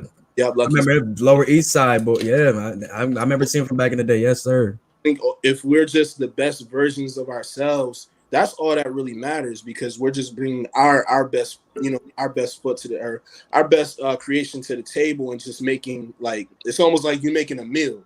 You know, you got your dressing, you got your turkey, you know what I'm saying, for Thanksgiving, you got your cranberry sauce, you got all that, and it all comes together to make a great meal. You feel what I'm saying? And it's all like, everything tastes great, but you know, if you got one thing off here, a side off here, or maybe the turkey is fucked up here, you know what I'm saying? Then it takes away from the whole meal. You feel what I'm saying? Most definitely. Now you're speaking of, like I said, the city, and just how, like I said, how hard it is for us to get that look on us. How do you feel about the rising scene of just Buffalo when it comes to art, music, even just people just having multitudes of businesses and such? I noticed a big boom in that coming in these past couple of years. I mean, I know you've seen it with just the music and such, but how do you feel about that? Even where it's the point that it's like, fuck the outside, we're just gonna build it from here now. Yeah, no, I think it's beautiful, to say the least, because, you know, there's a lot of people here who have a lot of talent. There's a lot of people here who are great at a lot of different things. You know what I mean? And I think, you know, seeing some of the pioneers of that scene has really inspired a lot of different people, even with myself, because you know, I'm living being, you see the Good Taste or Fresh Dogs, and then they turn into turned into Good Taste. But, you know, shout out to all of them, man. Fresh Dogs. You know, oh geez. So seeing the pioneers and the OGs and how they move, and, you know, all that, it inspired me to say, you know what, okay, I can put together my brand, the B&B LYC, and I can go out. You know, when I was running around with, like, with Seeing Sounds, and I was running around with different people who do art and things like that, really gave me the confidence. And then, you know, in turn, you know, it gives other people the confidence. Well, I said that on one song. I said, I'll be walking through this world blind, but I want to, you know what I'm saying? I just want to change, like, the cycle. You know what I'm saying? Like, walk around so blind, and people, you know what I'm saying, they don't want to pay attention to what's in front of them. But then if you start to really look at what's going on, you know what I'm saying? Like, it's like you can inspire change in other people. Like, once you start to, you know what I'm saying, get into your thing, because you don't know how you kind of inspire people just on things that you do every day. It may be some way that you wake up every day, you know what I'm saying? It may be a female you talk to. I'll give you this example. It may be a female you talk to, and you get up every day. She see you get up every day. You text her good morning at 7:30 in the morning.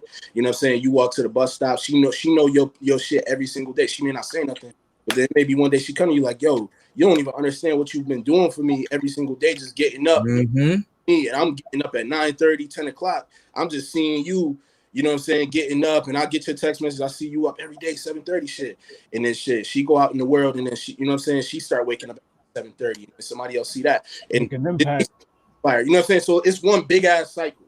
You get what I'm saying? And it's I ain't gonna lie, Skid. You made a lot of people wanted to work in a sneaker store back in the day, bro. Like, listen, you would have made people like made it cool to work in a sneaker store. Like, that's just a thing. Like, I mean, I know you went to a story with your song Social Influence, but even what you were saying, just like with a lot of the OGs in the town, from the Fresh Dogs to like you said, with from you to it's so many things that's just been here for a while, that's changed so many through the time. But how do you feel your influence on Buffalo, whether it be from First Class to what you're doing now, has impacted, you know what I'm saying, the youth or the city in itself? Man, to be honest with you, like, I don't even look at it like that, because for a long time, I never really got like the recognition I felt like that. I'm not even gonna say that I deserve, because I'm not gonna say that I deserve anything. But you know, for a long time, it was almost like people weren't paying attention, but everybody was paying attention at the same time. I go back and I think about, you know, and I see people now and they're like, yo, you remember 2014? You had the cipher and you did this. Yep. You remember you did this and da da da. And it's always been people paying attention, but it just we felt like we didn't have we knew that we was them boys, kind of, you know what I'm saying, but we just never got that real recognition, I guess, by you know, a bigger portion of the game, I guess I could say. But you know what I mean? But I think you know, I try to be, whether it be through the music, whether it be through the art, or just, you know, my status on Facebook or stuff that I tweet, or, you know, when I may say things on Instagram. I just always try to be a positive influence on everyone, man, and just I try to always give like a different perspective on anything and everything that I talk about. You know what I mean? And I think that's important, because if you got a bunch of people who just always go with whatever everybody else is doing, then, you know, nobody's going to be different. Nobody's going to stand out. And I think it's important for artists, especially coming from Buffalo, because a lot of people are. It's hard to have your own sound in Buffalo, because for a long time we didn't have an identity. You know, facts in music, or whether it be in art. So I think for me, like, if I can say that I left any impression on people, it would be to just be yourself and just be different, because that's all I've ever been comfortable with being, is just me. You know what I'm saying? No, go ahead, bro. How did you get your start? Like, who or what inspired Jay Skis to pick up the mic or go in the booth and start rapping? Word. So I always shout out my man Ron P and my man Scoop Dollar. Two of my guys. Like, Scoop Dollar was my best friend growing up, and Ron P, that was his cousin. We all three of us just used to always be together. And they had uncles. They was called the J Villains. They're like a Buffalo rap group from back in the day. And they always wanted to rap because they saw their uncles rapping. My dad passed when I was 10 years old, so I used to always be with them and, you know, look up to their uncles and shit, because, like, I never really had – I got a huge family, but my family was never really there for me. So, you know what I mean? I just used to be with them and paying attention to their uncles. And, you know, I just used to beatbox, and they would rap, you know what I'm saying? This was back in the day, karaoke machines, we would record over cassettes and all that, like, you know what I'm saying? And, you know, they always wanted to do their thing. And then one day, Ron P, he was like, yo, why don't you write something? Go, you rap. And I went home that night, and they lived right across the street, by the way. And I went home that night. I wrote something. I came back the next day. They was like, oh, yo, that's fire. And then ever since then, like, we was just always motivated to, like, get into their studio, because the J Villains had a studio. And then one day, finally, like, you know, we had put together a few songs and we played it for him. And it was like, all right, y'all come to the studio. So we went to the studio. And my man Namdi, he was like the producer and engineer in the studio. And that was where I got my start, like, you know, actually recording and being in the studio and learning my voice and all that. I was like 12 years old. Whatever. And so, yeah. Same time I started messing around, yeah. Yep. 12? Like, most people start, like, most kids start, like, picking up a pen and pad at, like, 15, 14. Like, 12, that's, wow. Yeah, that's a fact. So and then from there, like, you know, we recorded a demo tape. We had a group called Young Bucks, and we recorded a demo tape. We did like a few shows around the town, and then Namdi, the producer and all that, like, that had the studio, he like up and moved to Atlanta, and took like all of our music and all. Like, to this day, it's still that I recorded with Namdi that I haven't heard since I was 13. You know, and so you already know somebody in Paris is gonna find that and it's gonna drop down like unreleased on YouTube, unreleased J Skis tracks. You're gonna have all the fire emojis on it. For real, man. And, you know, at that point, I had to make the decision to say, okay, do I still want to rap? And I just loved it so much. And I like, the reason why I really rap is because I always saw that a way for me to take care of my dad passed when I was so young. And, you know, I used to always hear I was so great at it, like, shit, you know, my older homies and my OGs and all that, they would tell me, yo, like, you really, like, you got something special, so you really gotta do it. I got my other man, Alan. Every time I would see him, you know what I'm saying, I grew up over off of Bailey on the east side. Every time I would see him, I walk around, whatever, he'd be at the studio sometimes. Yo, if I ever kept him, you're not rapping him, I'm gonna fuck you up. Like he would always tell me that, you know what I'm saying? So that always just kept me on my toes. It always kept me rapping, you know what I'm saying? So that was how I got my start. And that was another question. Like you got a lot of, thank you, Loso. You got to answer a lot of questions I was going to have. I was going to ask you when you going through those struggle years and such of, like you said, feel like you're not being heard or people are not respecting the sound or everything, what continued to keep you going through those days? And like you said, it's your, you know what I'm saying, for your moms and such like that. Mm. And was it anything else other, you know what I'm saying? Was it like, you know what I'm saying, anything outside, like music wise that kept you, or like, you know what I'm saying, anything else that was else inspire you, or was it just fam? I mean, it was really the bulk of it was fam, and then also just knowing in my heart, like, yo, like, nah, like this shit is dope. Like, you know what I'm saying? I know I'm dope. Like, I'm listening to the niggas that's on and listening to, like, you know, like just mad shit. And I'm like, yo, no, wait a minute. Like, I got something. I know I have something. You know what I'm saying? It's all about timing. And then, like, you know, like you said, I worked at the sneaker spot for the longest time. And so last year, you know, with the whole George Floyd thing, it was a lot of stuff going on between George Floyd, coronavirus, and all that. And I had to make a decision, like, do I still want to go back, or do I want to just like go all in and like really, you know what I mean, like turn up with this art and with this rap shit. And it just so happened, like the day when I made my decision to dip, 2 days later, that's when Conway hit me. Like, yo, wow, out of the clear blue sky. Like, I'm talking about me and Conway. I know who he is. He knew who I was, but we didn't communicate. I don't have his number. I didn't have his number. We didn't like talk. He didn't like my posts. I was just a fan. We had to go in 2016, and that was it. And so last year, you know, my mom, she was like, she was pushing me to go get like a trade, literally last year before all this shit transpired. Mm-hmm. Yo, like, you're not too old to like go to. She told you to go to Northland. Yeah, like that. that sound like my pops. Go get a trade or something. I can't figure it out. And you know what I mean? Like, it just so happened, like, I was like, man, I kind of took a leap of faith. And like I said, like 2 days later, that's when Khan hit me.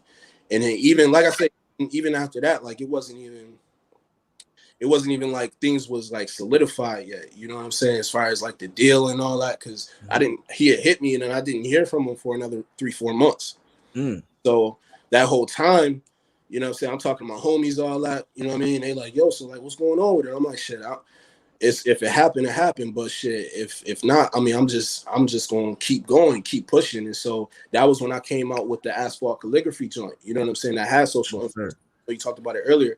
And like, like even with that, I dropped that project independent, and like I dropped vinyls and all that. The vinyls is selling for triple the price overseas and shit. You know what I'm saying? Fire. Like, that's amazing. Simple as that. But what it really was just like really just knowing in my head, like, just stay down. You know what I'm saying? Like, this is what you really set out to do. So you just got to stay down and see it through. That's amazing, bro. How does that feel, seeing that, you know what I'm saying, being from little Buffalo that we are, seeing your vinyls overseas selling for $500, $600, like, that's insane, bro. We got the record theater no more. Like, you know what I'm saying? We used to have spots you could just go get vinyl instead of like Urban Outfitters or some shit, but now it's overseas. Like, how does that feel? I mean, for me, it's a very crazy feeling, and I try to just know in my head that it's still so much more that I can do and that I will do. You know what I'm saying? So I don't even look at it as like it's that big of a deal, because I know it's still on a small scale, and I've always seen myself doing things on a large scale. Like, you know what I'm saying? I don't know. It's people tell me all the time, like, yo, I'm proud of you and all this, that, and the third. But it's like, yo, I still, like, the work has just started. You know what I'm saying? I've just laid the foundation to where it's like now I can build on it. You know what I'm saying? But I just try to look at it as, man, it's just one step. You know what I'm saying? I don't really celebrate my accomplishments like that. It'd be hard for me. Congratulations. Yeah, word, thank you. But congratulations. But I like that though, because when you like, even when I listen to the song and it like for what it was, then you see when you posted it again to just kind of like as a rehash to show like I'm still moving and grooving, like I still don't want it yet. Like in a sense, it was like, yo, I don't want it because I'm gonna get big. I'm gonna get all this bigger stuff. But when you say it in this sense, it's like I don't want it yet because, like I said, I'm still moving and grooving. It's like you showing that you showing the bravado, but you're showing the humbleness at the same time. And I think that's a great thing with you because you were always like a chill dude. Like I said, compared to like, you know what I'm saying, everybody's city, like, you know, it's a small city, but when people want to pop out, we pop out. Yeah. But you were always like a reserved dude. And like, you never like, you know what I'm saying, made yourself like, you wasn't wilding out here in these streets per se. So it's like, it's good to see, you know what I'm saying, that balance show in your music also. Yeah. You know what I'm saying? So I definitely got to commend you for that. But I just want to bring it back to like, you know what I'm saying, bring back to like some of your starts and stuff. So you said you grew up on the east side. Like I grew up, like I said, lower east side, like Bailey and Doe area, like 10 years, and I moved uptown and such. What side of Buffalo on the east side did you grow up on? And like how did that make you, you know what I'm saying, as a man today? Because I feel like everybody has a different story that make them the man they were today in Buffalo. Word. So it's actually funny because like my album is like 95% done. And you'll get a lot of story in the album because, like you said, it's a lot of people who know like of me and know like I'm a chill dude. I get fly, like, you know what I'm saying. I worked at the sneaker store. I got my daughter Nas, but outside of that, people don't really know me. You know what I'm saying? And I'm excited for people to know that side of me. But jumping back, I grew up on Bailey and Andover. You know what I'm saying? Right where Bailey Beast is, right by you. The most busy corner in Buffalo anyway, you know what I'm saying? No, for real. Can't make no turns and shit. All it's bullshit. Shout out to Caribbean Experience. A Friday night, Saturday night there, you can't park nowhere.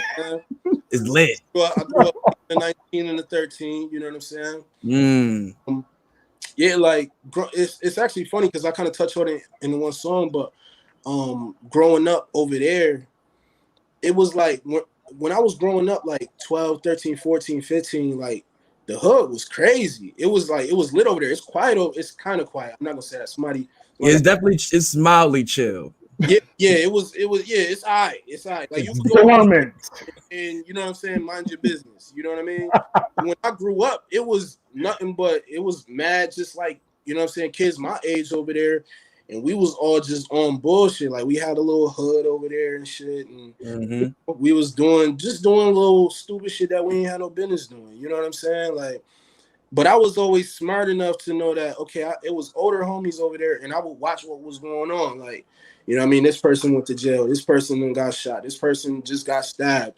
This person over here, oh shit, this nigga just went to jail. Like, you know what I mean? So when I was old enough to go and get a job, like I was out. I was gone because like I wanted to get fly, I wanted to get girls, and you know what I'm saying? But when I was, 13, 14, 15, I was out there just like everybody else, just doing mad reckless shit and stupid shit for no reason. You know what I'm saying? But that's part of being a kid though too, you know what I mean? But yeah, also what kind of helped me with like my decision making and just staying out of trouble was I went to City Honors. So going to the honors, it was almost like a melting pot, you know what I'm saying? And I was one of the few black kids in my class. It wasn't a lot of black kids that went to that school, so I would see both sides. Like I would go home, it would be the hood, like, you know what I'm saying? But then I would go to school for 6 hours, and at school, like, I'm chilling with like the kids, they parents is doctors and shit, and we got mad freedom in there in the hallways and all that, and like teachers. City Honors was one of them schools. Because I was smart as hell. Is it a public school? Huh?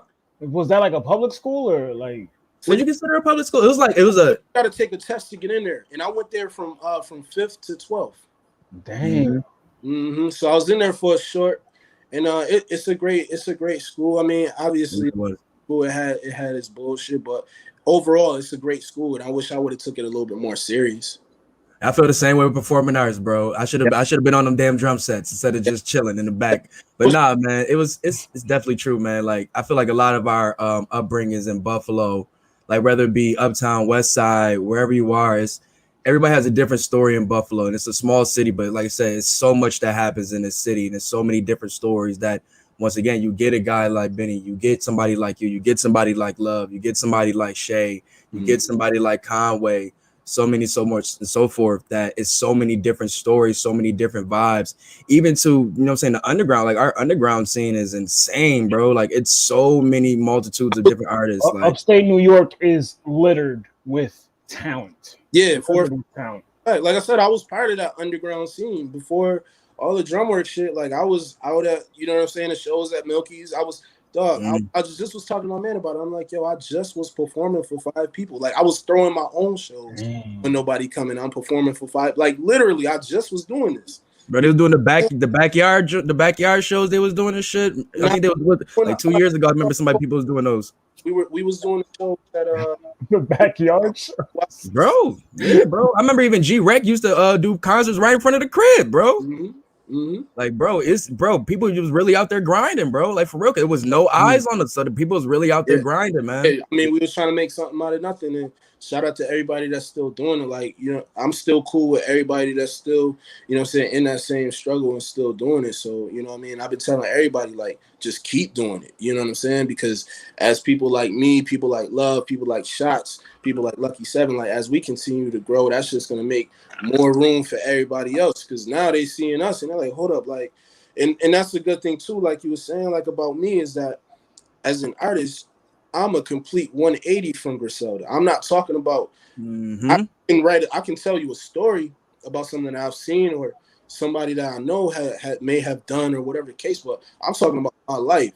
So I'm not really talking about selling drugs. I'm not really talking about killing people. I'm giving you like real life game, real life gems, and I'm telling you my story, like, you know what I'm saying, because it's relatable.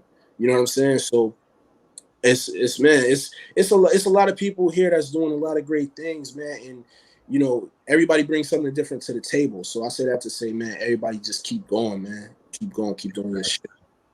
Now we just had Father's Day pass, man. How was your Father's Day, man? Happy belated Father's Day, also, man. Man, thank you, man. I appreciate that. It was great, actually, man. You know what I'm saying? I had a great weekend. I didn't really post anything though, because like when stuff like that does come around, I usually, like, whether it be Father's Day, my daughter's birthday, whatever the case, like, you know, usually for her birthday, I'll post or whatever, but I just be trying to just, you know what I'm saying, keep it authentic and be with her, you know what I'm saying? And mob with her. Like, we went to Splash Lagoon. We went to park, we kicked, grilled at the crib, you know what I'm saying? And I just keep it authentic with her, man. That's, you know what I'm saying, do the shit that we like to do. I don't gotta like get online, because it's bigger than just being a father for that day. Like, I'm a father every single day I wake up. You feel me? So post her when it's not Father's Day. You know what I'm saying? So it's like shit. It is. No, that's what I was really happy about. They put that movie. That's with Kevin Hart. I didn't see it yet, but I'm happy that they even have a film out there. It's the fatherhood film, which is him as a single father, and they just talking about the, you know what I'm saying, the struggles that go with that. Like, you just don't see films like that every day. And I think those stories, just to even if a father, you know what I'm saying, co-parents or anything, those conversations and those things need to be seen more, because there's a lot of great fathers out here doing it. Now with your music and such, how do you balance fatherhood and being an artist? I ain't gonna lie to you. It's like being on a flying trapeze. You know, like it's hard, but you know, Nas, she has a great mother. Shout out to Keita. She has, you know what I'm saying, a great grandmother. Shout out to my mom. Her other grandmother holds it down, and you know, I got a village full of. She got a village full of uncles. You know what I'm saying? All my friends. Come on. Especially like her godfather Weeze, you know what I'm saying? Like, he holds it down. It's my best friend. You know what I'm saying? So when he's needed, he's always there. He hold it down for, you know, his nieces and nephews as well.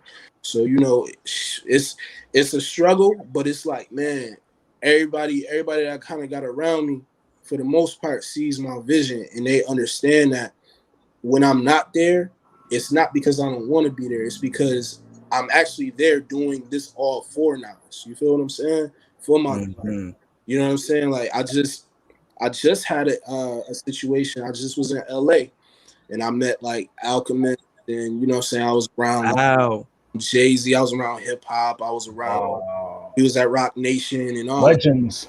Yeah, I'm around shit. The niggas in the game, like the niggas that's really doing it. Nice. Same day when I flew to LA, I actually missed my daughter's pre-K graduation. You know what I'm saying? So, but it was a decision that I had to make. It was like, shit, do I go to this pre-K graduation, or do I possibly put myself in a situation where I could be bettering myself?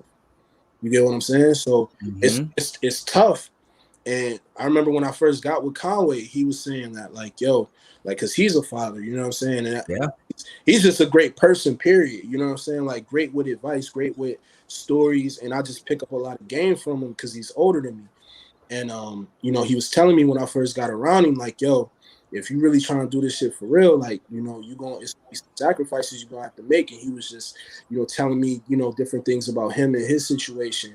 And so that particular situation that I just had like 2 weeks ago, it really put a lot of shit in perspective for me, because it was like, damn, I'm on this plane right now, and like this is like one of the highlights of my budding early career.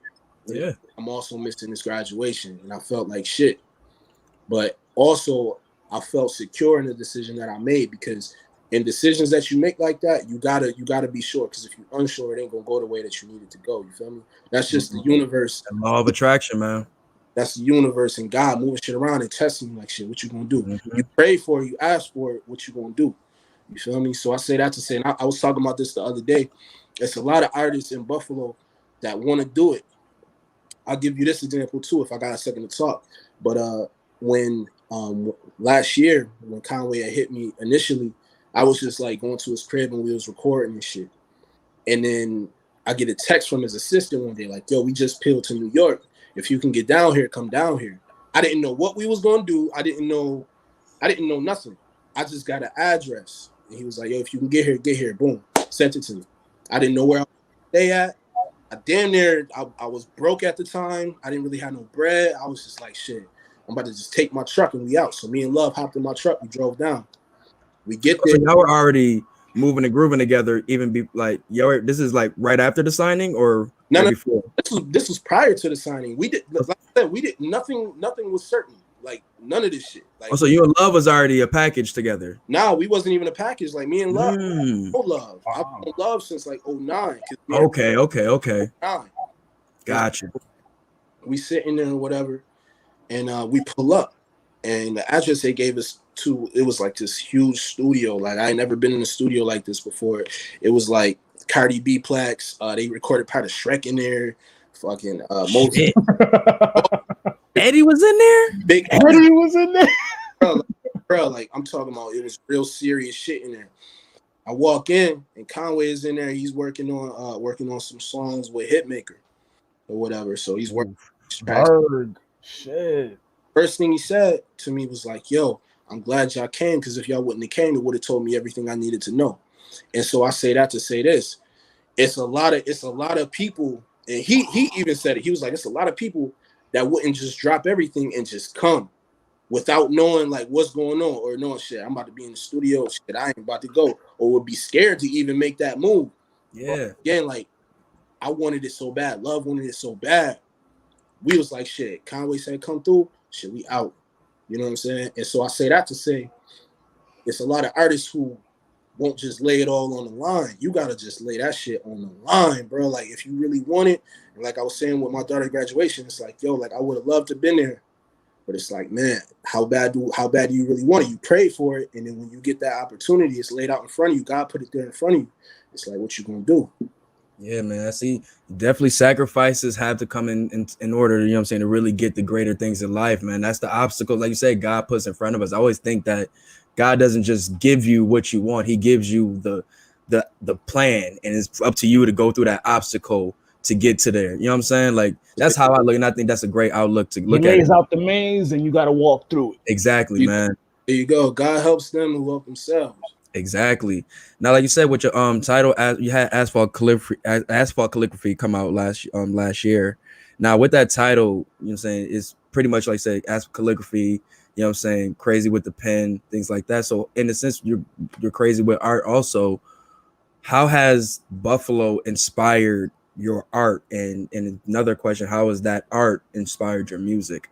Because I see this has been going crazy as of late. Like you've been going crazy. Yeah, that's a good question. I mean, as far as Buffalo, I like to just use the landscape and use You know what I'm saying? Just the overall, just the feel of the city when I'm making my art. And it's also like a lot of my art is abstract. So if we talking about like what I do on canvas, it's very abstract, and a lot of it is like more so my thoughts. But obviously, because I'm from Buffalo, a lot of it is inspired by the fact that I grew up here. You know what I mean? And just my overall experiences here. But a lot of my art is really about my life, or it may be, you know, I have different designs that I do just based off of things that I think are just really cool, whether it be on, you know, canvas or on clothing. Actually, I got a drop coming up soon too. I'm dropping some new shorts. I'm dropping some new hats as well.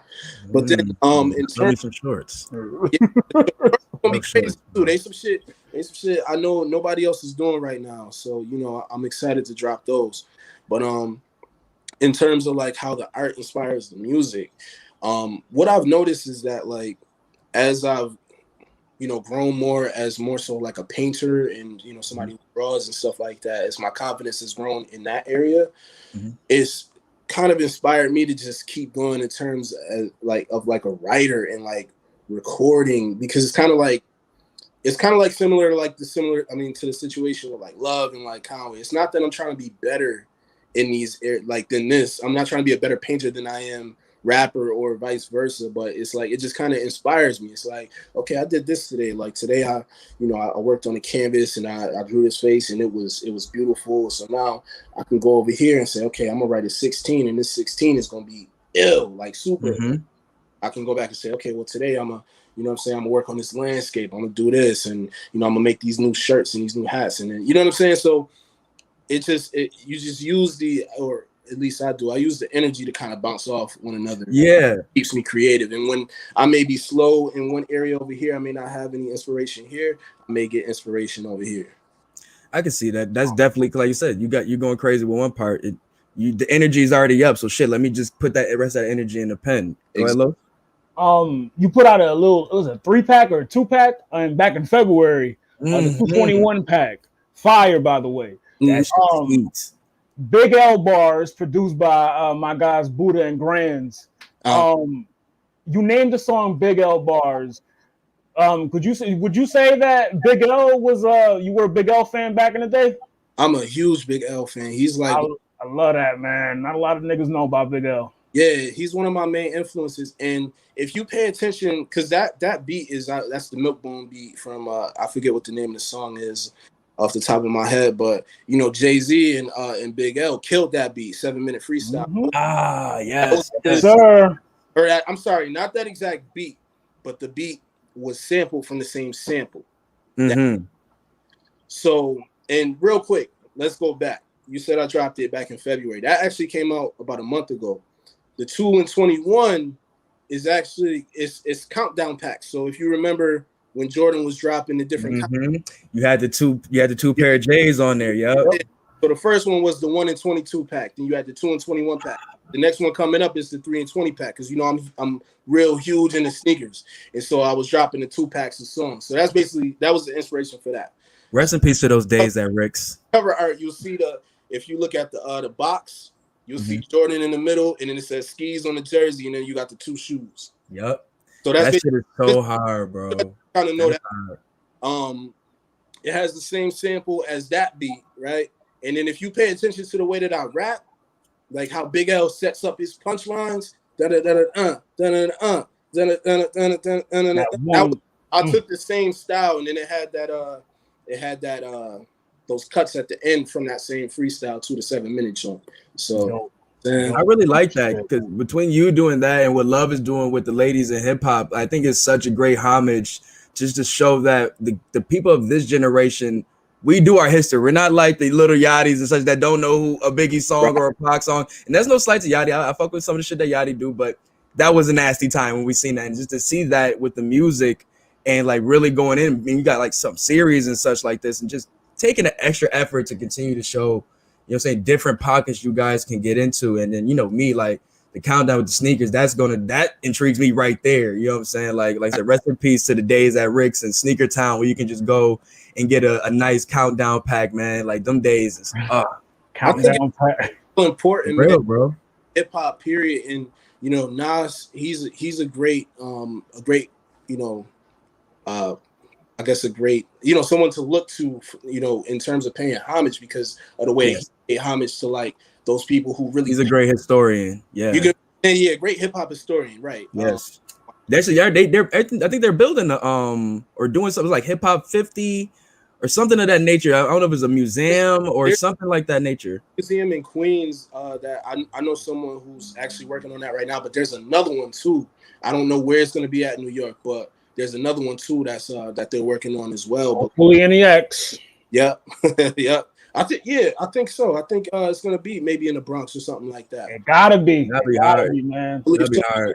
But it's important to pay homage, man, and I feel like that's a big portion of hip hop because there's a lot of people who paved the way, and you gotta show love, you gotta pay homage. Like it's no other way to get into the game. You know what I'm saying? So that's why, like when I meet, the D's and Y, like I met D and Y the other day. You know what I'm saying? Like from Rough Riders. Come on, those are goats, man. Legends, man. On Instagram, and it may not get the likes that the picture with Swizz get. You know what I'm saying? But to me, it's important because these are some of the people that paved the way that everybody don't really know, but these are the people that deserve those flowers and they deserve because they helped pave the way for me. You know what I'm saying? Yes, sir. That's so much knowledge that you like. And just speaking of that, just the shoulders you've been rubbing, man. Like, how has that influenced you? Like, what's some of the things you've been hearing, seeing, man? Because you, like you said, from Jay to D and Y, like Jones, like you were in some crazy rooms, bro. You the Swiss playing the album, like you was in some crazy rooms, bro. Like, how does that feel? Like, what is the Jay? And like, I'm listening as a fan at this point. You know what I'm saying? Word, like being in the room, like for me, it's crazy because like I was just telling you last year, literally like probably today, last year, I was sitting where I am right now, and I was like trying to figure out my life. You get what I'm saying? And then fast forward a year later, and now I'm in a room with Fab, Jim Jones, and fucking Swizz Beatz all at the same time, listening to an unreleased DMX record.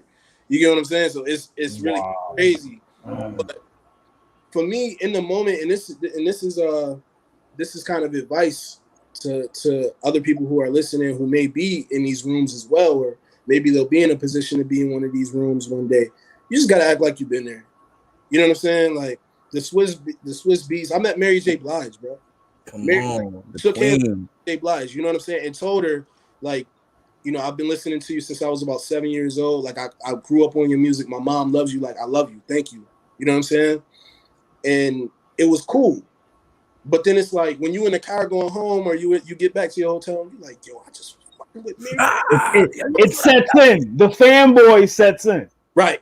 But when you're in those moments, it's like, you just gotta act like you've been there, because at the end of the day, they're people just like you're a person. And you wouldn't like it if somebody, you may have fans, whatever you do, you know what I'm saying? Whether you cook, whether you make music, you may be a football player, whatever. You know what I'm saying? You wouldn't like it if somebody ran up on you and was drooling all over you and just made it hot. You don't want to make it, you know what I'm saying? But hell yeah. Being in those rooms though, it's like, and I said this on my Facebook, somebody had asked me like what it was like. I'm starting to come more to terms now where it's like I'm supposed to be in these rooms. It's not, it's a reason why I'm in these rooms, because before it felt like, at first it was like, well, damn, I'm only here with Conway. I'm Conway, man, da-da-da-da-da. Like, but then I had to think about it, like, shit, I just was on La Machina 3 times. Whoo, come on. Yes, you were. Yo. Yes, you were. These people actually probably know me without really knowing me. So let me go over here and introduce myself. Oh, yo, okay, yeah, I heard. You know what I'm saying? And that's how you, I guess, gain that confidence. Like, yo, nah, hold up, I'm supposed to be here. You know what I mean? So that's like what it kind of feels like to be in those rooms now. You know what I mean? Now, what you're saying is like being on La Machina 3 times. Oh, pardon me. All right, go ahead, Los. Go ahead, Los. Any artist you'd like to work with from any genre, not just rap? I want to do a song with Flowetry. Yes. Come on, you're gonna bring them back together. Yes. He's gonna bring them back together. I need both. Not just Marsha, both of them. I need both of them. That poetry. And I'm sorry, I think her name is, I want to say is. That's what I be forgetting too, bro. I'm gonna look it up. I want to say it's Sarah, but don't want to lie, but shout out to her. Shout out to Marsha, man. They're a beautiful, beautiful tandem. Natalie Stewart. Natalie Stewart. I don't know why I wanted to say. I always forget it, but now that I hear it, I was like, I always heard it now. Right. The Amazing S poet. Stewart. I knew it was an S somewhere, but yeah, definitely Flowetry. I love Flowetry. Shout out to my man Rose. He's actually an artist from the town that I've worked with, and he's more so on like a alternative like singer. He's got a dope sound. I got a track with him. It's like a summer record that I'm actually gonna be dropping soon, and I'm real excited about. So that's somebody else that I've worked with that's done some different stuff. But in terms of like industry cats, like I haven't really given it too much thought because I've been so focused on just like getting my sound out there. You know what I'm saying? Like a lot of people have been asking me too, like, yo, who all you got on your album? Like what you know what I'm saying? What features you got? And I'm like, I didn't really want no features. Like everybody on my album is from Buffalo. That's what, come on. Literally. That's kind of much, you kind of had that on the last one also. You had Soul, you had Vaughn. I think that was pretty much all Buffalo also. Yeah. You gotta think, this is my drum work debut. You know what I'm saying? True. Album. This is my first album. Like this is gonna be technically my first album. So if you think about Kendrick Lamar with what was his joint? Not Section 80, joint before Section 80. Overly dedicated. Like my overly dedicated or my section. You get what I'm saying? So I really wanted it to be me. I didn't want it to be, okay, now I got Big Sean, I got Jid, and I got da-da-da-da. And these are people that are accessible. You know what I'm saying? Like all Conway has to do is really make a phone call, and I got phone numbers, so I can hit these different people up. You know what I mean? It's not really hard to do, but I wanted people to know me before they know me. Yeah. Like I commend that, yeah. And it's good to have those names on there. It's always dope. It sells more records, and it's a great look. You know what I'm saying? And they're all great artists, but it's like, man, I want people to know me. Exactly. And know where I'm from, the people that I have respect for. You know what I'm saying? But what's some people from the town that you do have on there? So I mean, I got Conway on there. I got Love the Genius on there. I have Coda Sevilla, if you know who Dakota is. I'll look her up. I mean, sometimes I be know people by their real names. Sometimes I don't be knowing their artist names. Yeah. I met Dakota in 2019, and I said the day that I met her, if I had a record label, whatever, and I had the means to sign her, I would have signed her that day. She's absolutely fire. I got Origino on there, B-boy. Shout out my bro Nelson. That's his. Yep. Shout out to my bro. Yep. I have Jillian Hainsworth on the album. She's PA, yes sir. Yeah. And that's everybody. Yep. That's now, cool. Are these like the young ladies? Are these like singers? Like besides Love, are these like singers? Like, or are they like rappers too? No. So Jillian, she's a poet. She's strictly okay. A poet. And then, or actually, she sings too, but I don't think nobody knows that. So don't tell her that, or don't say that I told you. You know what I'm saying? Neither here nor there. Coda's a singer. She can rap too, but she's a singer. You know. So she did some vocals on one of my tracks, and then Jillian, she delivered a poem that's like just gonna blow your mind. You know what I'm saying? Like it's one of the high points of the album. It's like one of I had a top 5 points on the album. It's in the top 5. Like every time. Yeah, I'm interested in this. Every time I listen to it, I get chills.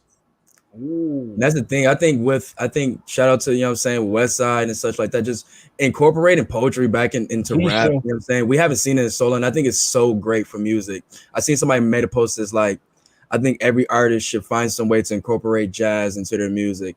I think every should find some way to incorporate poetry too, man. Like spoken word. It's so good to the soul, man. Like them deaf poetry ears, man. Like it's Def Jam and poetry coming together. So we have a connection somewhere. And I'm glad that it's happening with, you know what I'm saying, our music, man. That's really dope to see. It's poetry, you know what I'm saying? I was doing poems in my music. I had a full track that was just a poem actually from 2011. That was on my second mixtape. Oh, that's amazing. You know? And I love doing that shit. You know what I mean? But I think when you bring somebody else in, it brings a totally different perspective. Jillian is from the East Side. You feel what I'm saying? Like she grew up around the corner. She actually references it in the poem, which is it's like one of those parts that just like every time I hear it, I want to start crying. It's just the way that she put it. It's so beautiful, bro. Like it's like next level. You know what I'm saying? Like the whole album is just it's got such a great feel, and it's relatable and it's strong. You feel what I'm saying? The first half of the album is just like very it's like in your face kind of. Mm-hmm. I'm rapping different than I've ever rapped before. Like that's what everybody's gonna say. Like, yo, you kind of changed up. Not in a sense like I'm dumbing anything down or anything, but it's more so my cadence and I guess my aggressiveness. Cause normally I'm real just chill. You know what I mean? I'm fires at you. But in this shit, I'm like more so I want you to like really feel me. And then the second half of the album is very like it's more it's just more heartfelt. I kind of chill out and kind of bring it down a notch, but everything I'm spitting at you or every song is just very like you feel it right here, like for real, especially if you're from the town. Okay, I like you that. Know me more, you know what I'm saying? Like I was saying earlier, people don't know me, you know what I'm saying? People know my face. I'm not nobody cousin. You know at Buffalo, everybody's somebody cousin. You somebody cousin or you used to hoop or you used to play football for this person, or you know what I'm saying? So that's how I know this nigga. Like he used to ball over here. I'm not none of that. I'm not nobody cousin. I ain't used to hoop over there. Niggas don't know me from the J. Like, nah, like I'm a rapper, bruh. But niggas don't really know my story. Right. Really get my story in the album. It's called Abolished Uncertainties. Abolishing Uncertainties. I like that because that was pretty much going to be my question. What was your vision for your next album? Abolished Uncertainties. Abolishing Uncertainties. Abolishing Uncertainties. I like that. So, because like I said, that was going to be my question. Was you know what I'm saying? What was the vision for your next project? But you already got it 95% done. So that's good to hear. So you know what I'm saying? Before I get into like just some sneaker talk real quick, what is some of you like? What do you like to listen to outside of rap? Like, say you said Flowetry. So what are you like an R&B? I'm an R&B head. They kill me every day because we do waves of the week about songs we listen to. He's about to play some Barry White soon. It's either I'm playing some R&B or I'm just playing some, you know what I'm saying, some smooth shit. I like smooth shit. I grew up around soul music, a lot of Earth, Wind and Fire, a lot of that shit. So I'm an R&B singer at heart. You know what I'm saying? But I listen to the thuggery with them. But I mean, what do you like to listen to outside of rap? Because I think a lot of artists don't listen to just rap. Yeah, I mean, I listen to a little bit of everything. If it sounds good to me, then I'll listen to it. Like, you know, I try and just keep an open ear. I listen to a lot of Sade though. I listen to a lot of Saba, J. Cole. I heard a lot of good things about Saba. Yeah, I love Saba is dope. I mean, Lauryn Hill, Queen. I listen to a lot of. I fuck with A Chow. A Chow is dope. He has a different sound. But I really love rap. You know what I'm saying? Like, rap got me through so much. So you just different pockets of rap. Yeah, whether it may be Big Crit or it may be fucking. We love Crit up here. We love Crit up here. One of my favorite artists. If you haven't seen it, I did a freestyle for Big Crit, like in person at one of his shows, and that shit was crazy. I got a video. It's on my. I believe it's on my Instagram. But you can check that out. But yeah, you know what I'm saying? Like even like with him, he got me through a period of my life where I couldn't even make music, and I was just like. I was very like depressed about it, you know what I'm saying? And just listening to them got me through, you know what I'm saying? Mobb Deep, they one of my favorites. You know what I'm saying? Nas, definitely one of my favorites. Jay-Z, definitely one of my favorites. So, you know, like you said, different pockets of rap, like that's what really be getting me through. But I have an appreciation for everything, you know what I'm saying? Like Black Sabbath sometimes. I just wake up and I want to listen to Black Sabbath. Like I be rocking out, you know what I'm saying? Alice in Chains? Huh? Alice in Chains, Nirvana? Yeah, you know what I'm saying? Like that's my bag. You know what I'm saying? Like, why not? You know what I mean? Facts. As long as it's not no racist shit like in the lyrics, I'm rocking with it. I feel you. That's how I am with a lot of music, bro. Like they kill me on my I like listening to like black like K-Tandra, like shit like that. Like I fuck with I like black artists, but that aren't doing different shit too. You know what I'm saying? But when it leaks into hip hop too, it's even better. You know what I'm saying? I love, like, Kid Cudi is one of my favorite artists. You know what I'm saying? He took me to all the different sounds and shit that, you know what I'm saying, make me appreciate other sounds of pockets of rap and shit like that. Mm-hmm. But what's some artists that you're, you know what I'm saying, listening to right now? Like, what's on your playlist, you know what I'm saying, right now, when you, like I said, on your workouts, or you know what I'm saying, you just chilling in the car or something like that? What you listening to right now? Conway the Machine. Shout out to Big Bro. I'm listening to West Side Gun, listening to Benny the Butcher. I'm listening to Kendrick Lamar a lot of the time. J. Cole. You waiting for that Kendrick album? He playing. Man, waiting. You waiting on it for sure. I listen to a lot of ASAP Rocky. Listening to Billy Esco. You know what I'm saying? I like to keep Shout out it. to Billy Esco, man. He been moving heavy, man. Shout out to Cafe. Word, man. You know what I'm saying? I like to keep it like, you know what I'm saying? Like, if I jump in my car, I want to hear something familiar a lot of the time. You know what I'm saying? When I'm on a plane, then that's when I'm kind of checking out different stuff, things that I haven't listened to. It's an art, or actually, 03 Greedo. That's why I just started listening to. Like 03. West Coast, okay. I love the West Coast, man. Period. Like West Coast, I rock with the West. Period. Told you, Los. Just started listening to 03 Greedo. You got a whole Death Row shirt on. I be trying to tell him I'm low-key fake from the West Coast, bro. They be killing me. I'm low-key fake from Cali, but that's neither here nor there. But now, like, you know, I like to keep it familiar for like my playlist. I listen to a lot of Nipsey. I listen to a lot of DMX. You know, things that you could, like, music that you can feel. You know what I'm saying? When I'm listening to music, a lot of the time, and I'm jumping in the car, I want to hear something, like, when I'm riding, it's like something that's speaking to me, somebody that's speaking to me. You know what I mean? Because I can't listen to a lot of the younger generation because I feel like they're not speaking to me or speaking for me. Like, I can speak for myself, but it's like they're not speaking a language that I can really, not that I can't understand it, but I can't relate to it. Can't be in the club 24/7. It's not even about being in a club, though. It's just more so. I'm talking about the sound. Like, you know what I'm saying? When you're in the car, like, sometimes you want to have that, just like that feeling. Mellow of out. That, you know what I'm saying? That mellowed out time. You know what I'm saying? I don't know. Yeah, it's a feeling. Blow out. Like, I'm not a super turned up nigga. Like, I don't, you know what I mean? I don't drink, I don't smoke, so I don't be in that vibe. You know what I mean? I be in my I'm trying to chill. Let me sit back and zone real quick. I feel you on that. Is that more what influenced you to make the type of music that you make? Not really, because even with that, like, I guess you can say in a way, but I still have, like, I feel like I'm very unique as a lyricist. You know what I'm saying? Like, it's only a few people that really can inspire me. Like, I listen to Black Thought, I listen to Kendrick Lamar, I listen to J. Cole. Like, those are, like, Andre. Those are my guys that I go to when I say, okay, I want to sit down and inspired. Like, that's a good four. You know what I'm saying? Like, these are the cats that I want to listen to, the Nas's, the Jay-Z's. Those I'm going to for that type of inspiration. But other than that, like, if I'm just in the car, I'm zoning, man. I'm trying to just, you know what I'm saying? I'm trying to get right. Now, I feel you on that, man. Now, getting into sneakers, like you said, you know, when I met you, you see me in the sneaker lines, in and out of Villa, sometimes just chilling and shit. How far back do y'all go? I mean, this was just like, going like, what, 2014, 13? A little bit before that, maybe 2012.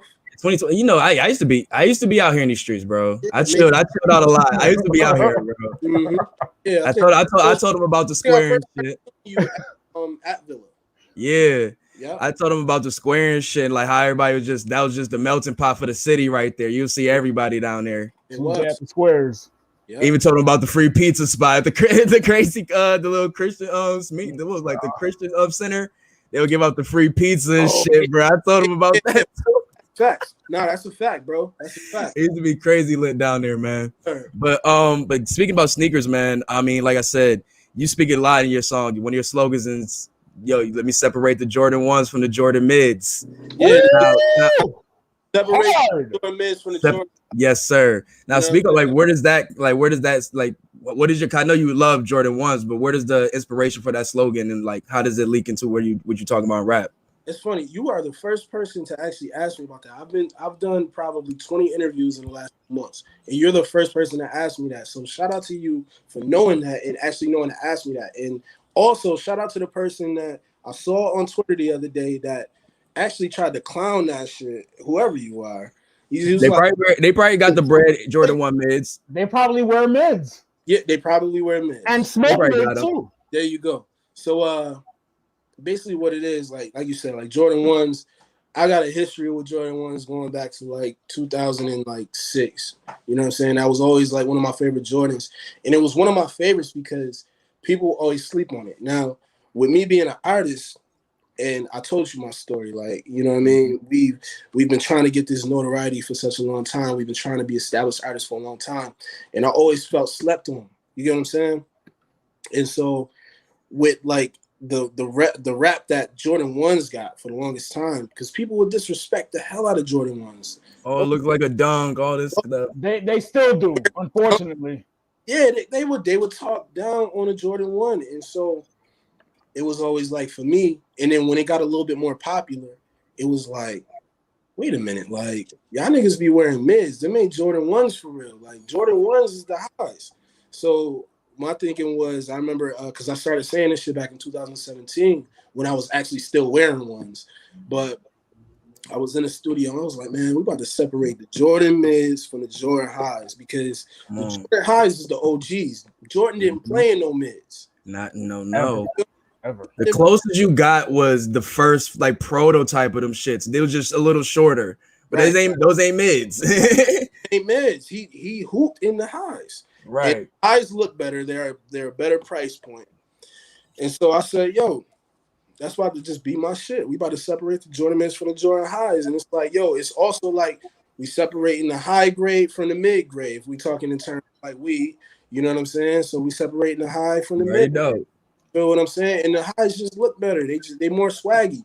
That's what I'm trying to be. Y'all niggas, you know what I'm saying? Not y'all niggas, but you know, y'all niggas, y'all be wanting to be mids and shit and fit in with else. You see mids more because they make more of the mids. So when we talking in terms of rappers, I'm trying to be a top tier rapper. I'm not trying to be a cookie cutter mid tier rapper. Like I want to be up here. I want to be, you know what I'm saying, considered one of the highs. So, you know, we're gonna separate I'm the separation of Jordan mids and Jordan highs. And if you didn't know, there's only one thing that separates the Jordan mids from the Jordan highs. Well, a few things, but the main thing is it's an extra eyelet in the highs. So it's 9 eyelets in the highs and it's 8 in the mids. Dog, I'm not gonna hold you. I don't even have any. I never had any mids, even though like I only got the Jordan 1, so I wouldn't even know that. But that's crazy. Him breaking that line down the way he just did makes it like 10 times harder. Clark Kent would be proud. I don't like the extra colorways on the ones either. The only ones I like are the red and black OGs with the white and the gold and black. I saw yellow and black the other day. I almost puked. I saw green and black the other day. I almost puked. Just the red, white, and black. Just the gold and black. That's all. Yeah, man. Yeah, the mids. I mean, I got respect for the new loves, and I got respect for like the alpha. That's, you know what I'm saying. There you go. I'll give, and even the old loves, I'll give some respect for those, but, bro, that was in the pack. Yeah, that was the pack. We can't do mids. Can't do no mids. Now you said, like you said, you used to. Do you not subscribe to Jordan 1s anymore, or the hype at least? And this is what's crazy. And I'm not saying this because you know I'm humble, bro. But ever since I kind of upped where I am as far as you know what I'm saying, where I am as an artist and everything. I really only want to wear sneakers that niggas can't get. You feel me? So like one of the last pair of sneakers that I copped was the not for resale one. Before that one, it's the red one, it's not the yellow one. But before that one, I hadn't really bought a Jordan 1 in almost 2 years because I can't stand anything with like real like crazy hype that like it has no like there's no sense behind it. No story, no nothing behind it. And like I have a very strong distaste for that. You know what I'm saying? So when I started seeing people, everybody wanted to rock ones and ones was selling out. And when I was still working at the sneaker store, people was coming and buying every single pair of mids that we had and reselling it for $50, $60 over retail. It is nasty. It was like, yo, I can't even wear ones no more because the hype is just too high right now. I gotta wait for it to die down because I don't want to look like the rest of y'all. It's crazy right now. You see, they wearing I started wearing Yeezys because I never was a Yeezy dude. I would always wear, you know me, I was always a Jordan dude. Yep. And when I saw that, because I stopped buying general releases too. So when I seen that, I was like, hey, I gotta transition to something else. And so I transitioned to Nike Shocks and I started wearing Yeezys and all that. So, but now, I'll buy certain Jordans. I got the Unions, the Union 4s in there. What else I got in there? I got them not for resale ones. I just copped some De La Soul lows. Nice classics. Did they get the splits? I'm kidding. You stupid.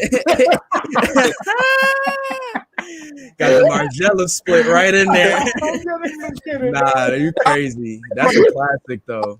I like the Insta Pump Margielas. Those are nice. Those ones. I just was on In Clothing. They had a pair on In Clothing. Shout out my man Chris. He some outfits make them look nice. Some people have been rocking them, making them look nice. Yeah. You know what I'm saying? I do a little bit of everything now. I used to just be strictly give me the retros. I do a little bit of everything now though. I just don't want to look like the rest. You know what I'm saying? I don't want to look like niggas.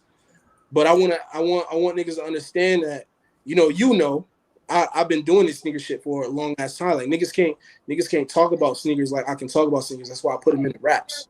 Because I know heavy. You know what I'm saying? Just real shit. I know the history. I know a lot about sneakers. So I need niggas to understand. Whenever they see J Skis, nah, that's lie. So is there sneaker battles between you and Westside? Who wins? I mean, West is probably gonna win just based off the fact that nigga is a millionaire. When I'm up there with him, it's gonna be tough. But West get fly though. I ain't gonna lie. He do. Khan get fly too though. He do. Nah, Khan been yo. Oh, the hands. Yo, I'm a buckethead connoisseur myself. He's been going crazy with the buckets, yo. With the buckets. He's been going crazy Into the buckets and all that. I see a dunk fan too. Big joint, crazy big joint. Oh my god, yes. Yeah, I need to get back into these buckets. Yeah, he's definitely. I see he been heavy on the dunks, heavy on the babe. I've been watching, yo. I like it though. Yeah, that's Jay, top 3 shoes all time. Oh yeah, here we go. Infrared 6, Aqua 8, and I knew you was gonna say that Aqua 8. Gotta say Aqua 8. That's I knew it. My favorite shoe. That is my favorite shoe of all time. Aqua. So what was it? That's why I wore the Florida Marlins, man. Aqua. So what did I say? Infrared 6, Aqua 8, and the black and silver 5. Me, man, always Suede joint. This I know which one. Do you talk about the metallic ones or metallic? Yes. Yes. Man, me. Oh man, to 3, I'll probably have to say ones, and I had to say ones I copped. But me, I'll probably say black cement 3s.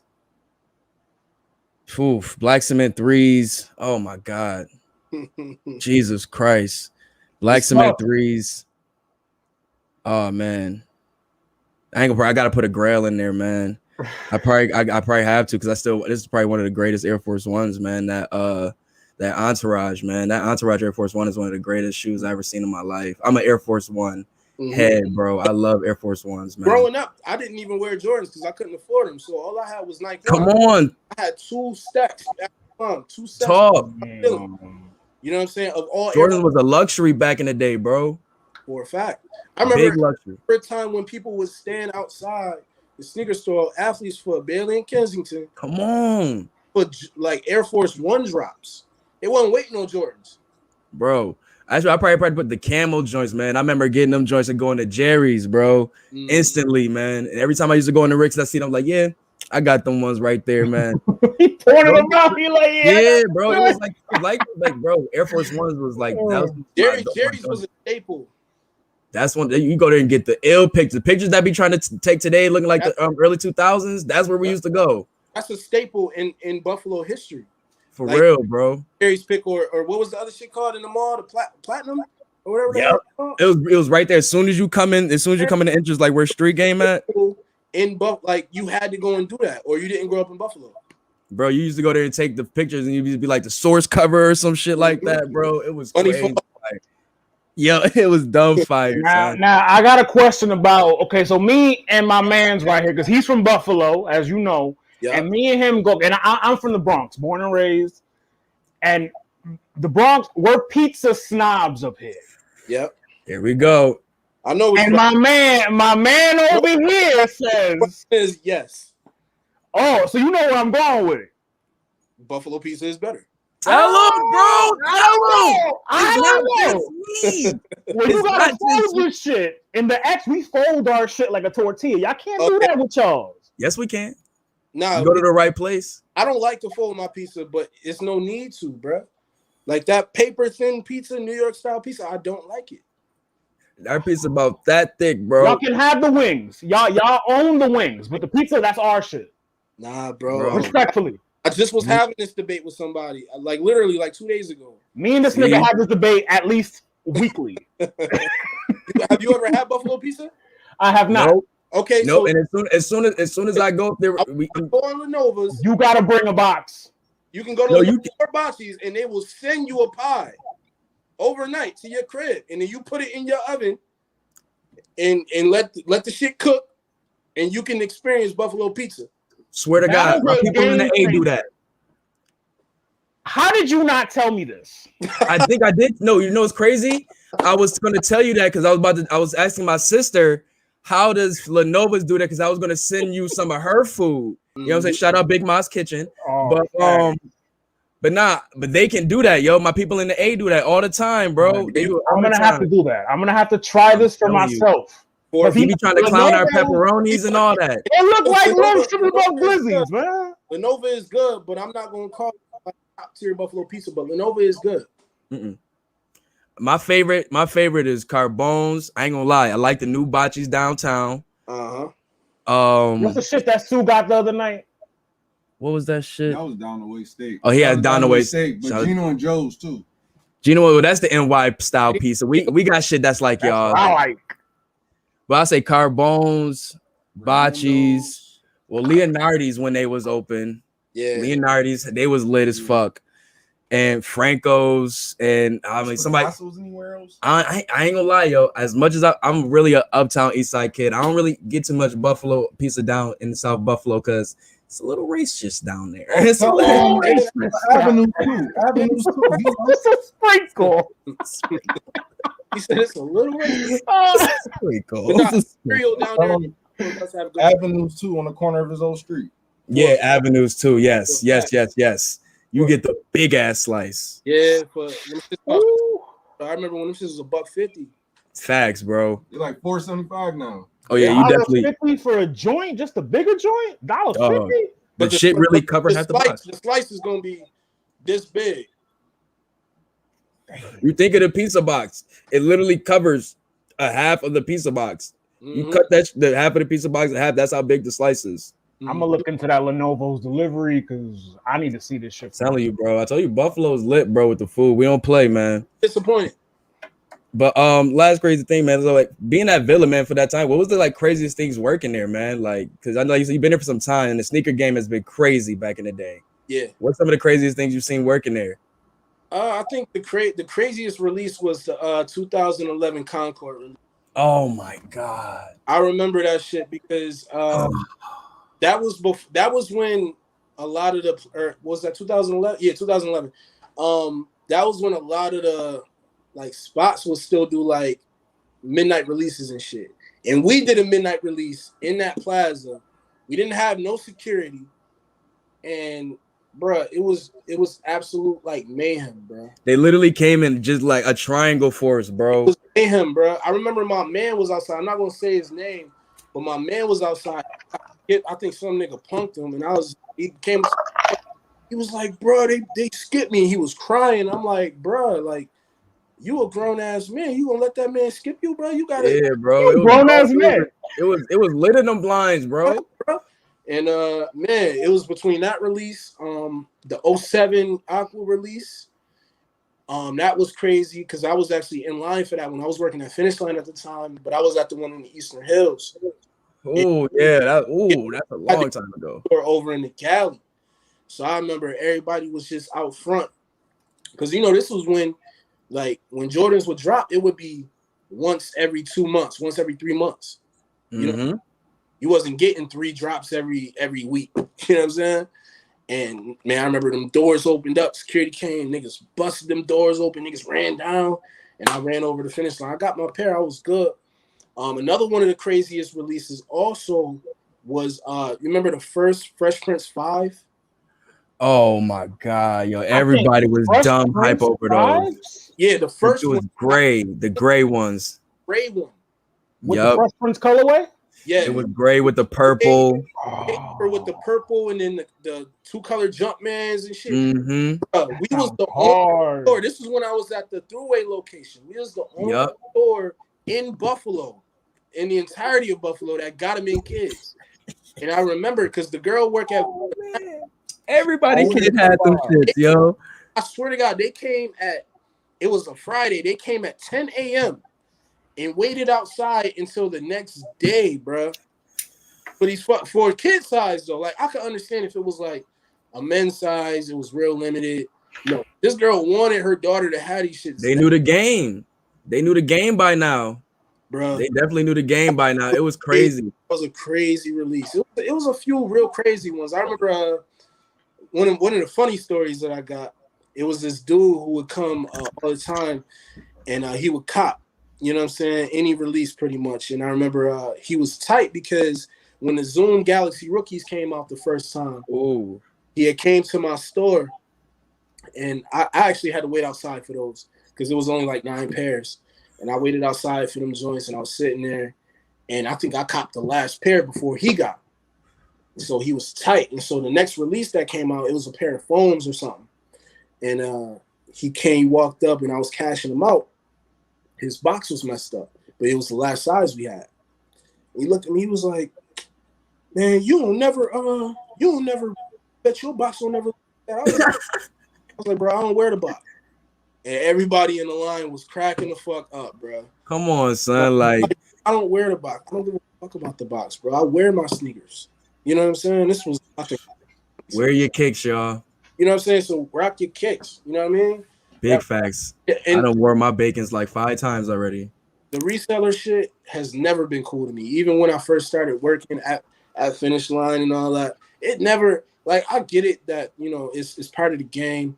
You know what I'm saying? It's an opportunity to make some bread. I ain't never gonna knock nobody hustle, but it's never been cool to me, bro. Like, being a sneakerhead is not about copping or, you know what I'm saying, and then flipping it for $50. It's about when you get up on whatever day that shoe come out, you know what I'm saying, you excited, you got a chance to go and get your fucking shoe you've been thinking about for the last 2-3 months since you first seen it, or seen it, and you know what I'm saying, you get the satisfaction of getting up, you know what I'm saying, running down, getting your size, cashing out, and then getting that shoe home, and then you can put that shit on your foot. Like, damn, I really, like, yo, I've been waiting on this shit. Like, you know what I'm saying? It's just like anything else. Like, whether it be music, you know what I'm saying? You've been waiting on your favorite artist to drop. And Her finally got that Her debut album. Finally, you know what I'm saying? That album, like, damn, I've been really waiting on it. Like, the reseller shit has never been cool to me, bro. Like, niggas running down. Actually, this morning, I got up this morning trying to get them orange Yeezy slides. Oh my God, man! Line is finally back open. Jesus, fucking Yeezy supply this morning, looking dumb as hell. Because when I opened up the link, it opened it up in Safari instead of Chrome. You know you can't buy shit on Safari from Yeezy supply. So I opened it up, and then I opened it up. I realized that I was on Safari, not on Chrome. I opened it up on Chrome, and it was sold out. And Safari instantly still loading and shit. 2.5 seconds, them joints be gone, bro. But I went on StockX right afterwards. Some slides for $60. I go on StockX, they $260 for some slides. And it's like, bro, it's like I get it. Look like they prison slides, bro. For some slides. the orange. No, they are fire. They fire. I'm fire. I'm joking, but it's like, I'm just saying though, like, come on, $260. But it's like, bro, that shit is deep. That's nasty, bro. It's nasty.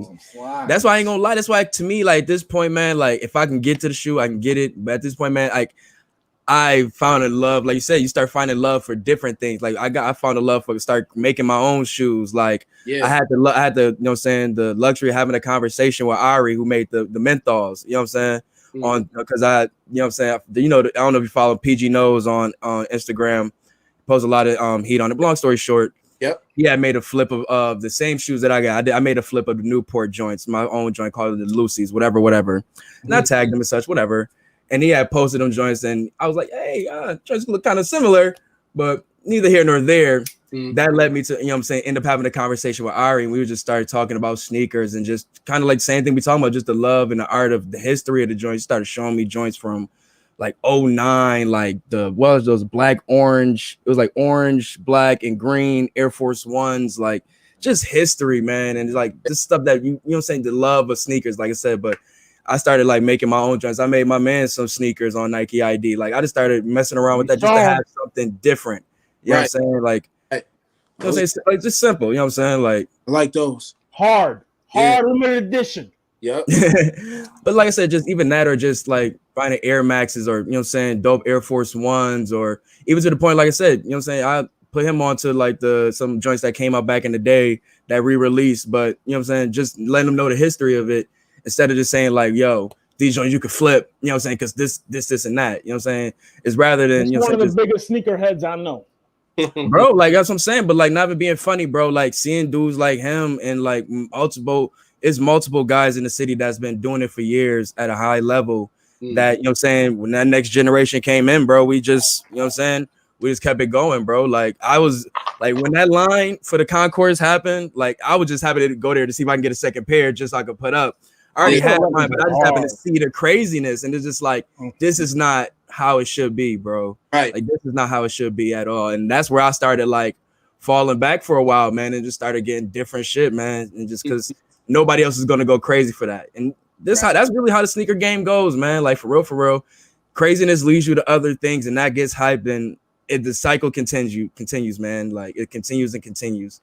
But man, but like I said, we don't want to keep you here too long, man. Last thing we want to know, like I said, you got the album, said 95% done. Do we have a date? Is it somewhere this year? Are we looking 2022? So we looking at this year. You know what I'm saying? Hopefully before the tour. You know, the tour jumps off. Love Will Get You Killed tour. Yep. I'm there. Boston date, I'm there. It's crazy. His date is there, and then there. right after y'all come to Buffalo. So we both gonna be having something to talk about on the pod for real. Facts. Yeah. So yeah, like hopefully before the tour. So you know I can have that energy going, but you know it'll come when it needs to. I keep saying, you know, saying that album gonna drop when the world needs it, not when the world wants it, but when the world needs it. When the world needs it. So I did have a date, you know, that we felt good about, and we ended up having to move it.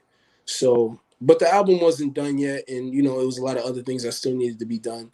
So, you know, it is what it is. But you know, again, it's gonna be here when the world needs it. So, you know, but looking at this year. And let them know what the name is again. Yeah, so that joint is called Abolished Uncertainties. So look out for Abolished Uncertainties, man. We can't wait to listen to that joint, most definitely, especially after this conversation. And for me, it just as a Buffalonian, man, and just seeing somebody like I said, somebody that I, you know what I'm saying, I know and seen personally, and just hearing this story, you know what I'm saying, the bits and pieces, and being known that we can be able to find something even, you know what I'm saying, even more introspective. I can't wait for that, man, most definitely. And shout out to Drumwork. We seeing the rise of the artists. We can't wait for love. We can't wait for everybody is moving. Like a lot of y'all is moving and grooving right there, man. Like I'm loving it right now. The whole city is moving, and this is just great to see right now, man. You know, thank you for pulling up, man. Most definitely. Appreciate it. You already know, man. Make sure y'all go follow me on Instagram, man, at JSkeez. You know what I'm saying? Make sure you follow the movement as well, at Drumwork Music. You can follow me on Twitter as well, JSkeez, JAESKEESE. And also make sure y'all stop by the website, man, bnblyc.com. That's my brand. Most definitely, bro. Yo, check the, because I'm trying to get some of them shorts. So yeah. I'm definitely trying to get a shoe. You know, when the winters, I mean, when the fall season come up, I'm a fall nigga. I need some of them jean jackets too, man. Them shits is hard. Bro, I'm gonna show you them joints, Los. He gets crazy, bro. He really gets crazy with them joints. Yes, sir. But nah, man. Thank you again, man. This was dope, man. Like I said, town love is what I always try to show, man. And like I said, you're doing it big right now. So we want to, you know what I'm saying, just show you love, give you your flowers while you're doing it right now. Like I said, especially me, somebody been seeing you doing it for a while. I want to give you flowers as you're doing it. It's great to see what you're doing right now, man. And I hope it, like you said, inspires others to continue to do what they do, man. For sure, shout out to you, bro. Facts, man. Appreciate you, man. All right, bro, man. You be easy, man. Yeah, peace. Peace. Nah, that was dope, bro. That was dope. Look at man. I didn't know y'all went that far back. I mean, like I said, bro, like we're not like personal friends, but like I said, Buffalo's a small city, man. Like I said, you see people a lot of times, man, and it's just like I said, it's just you can see somebody vibe as a cool nigga. You know what I'm saying? It's just you know what I'm saying a dope slap up. Humble dude, definitely. Yeah, like you said, humble. Definitely the nigga I would ask in the shoe store to hold some shit down for me till I come back. Nah, bro, like yo, it was a lot of crazy releases, bro. Like shoot, man, those midnight releases was really crazy, man. But man, like I said, we're gonna have some more stuff lined up. I mean, like I said, we're gonna get the crew on, you know what I'm saying? I mean, if we could probably do it tomorrow. Like I said, if anything, do an early show tomorrow. Wednesday. Yeah, Wednesday we talk about most of this wrestling shit. We talk wrestling and all that good stuff.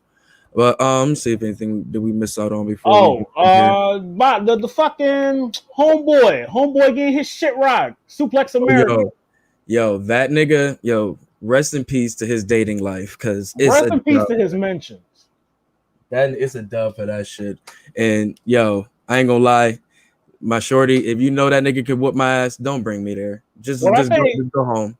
It all depends on the situation too, because if he says some slick shit and I go up to him, like if he says some slick shit to my lady and my lady works with him and I go see him about it, and like the only situation where I'm going in to the situation ready to lay hands on dude is if he put hands on my lady. Yeah, that's the only thing I'm wilding. That's the only time I'm wilding. I'm sorry. You're not gonna get me killed. If it's some stupid work shit, don't bring me up here. You're not gonna get me killed. And if you know if this nigga can whip my ass, like my lady should know my limit of aggressiveness. You gang signs after? Like, yeah, come on, like you should know. Come on, I want to live together. Get him. I want to live. Come on, like you had your man's out there looking like craziness, son. Craziness. He did the fucking uranagi on that nigga, bro. He did a uranagi on that nigga. I thought that was Samoa Joe. I thought that was Joe doing all that with the highlighter green. That shit was nasty, bro, man. Rest in peace to that nigga's dating life, bro. Someone said that like he can't raise his voice at any bitch anymore. Not at all, bro. Not at all, bro. Not that you should. We're not condoning that here. Nah, man. But he's not gonna get that off. He's big beta. He's big beta in these streets, man. But you already know, man. Let's get ready to close this joint out, man. You already know where to follow us, man. Right.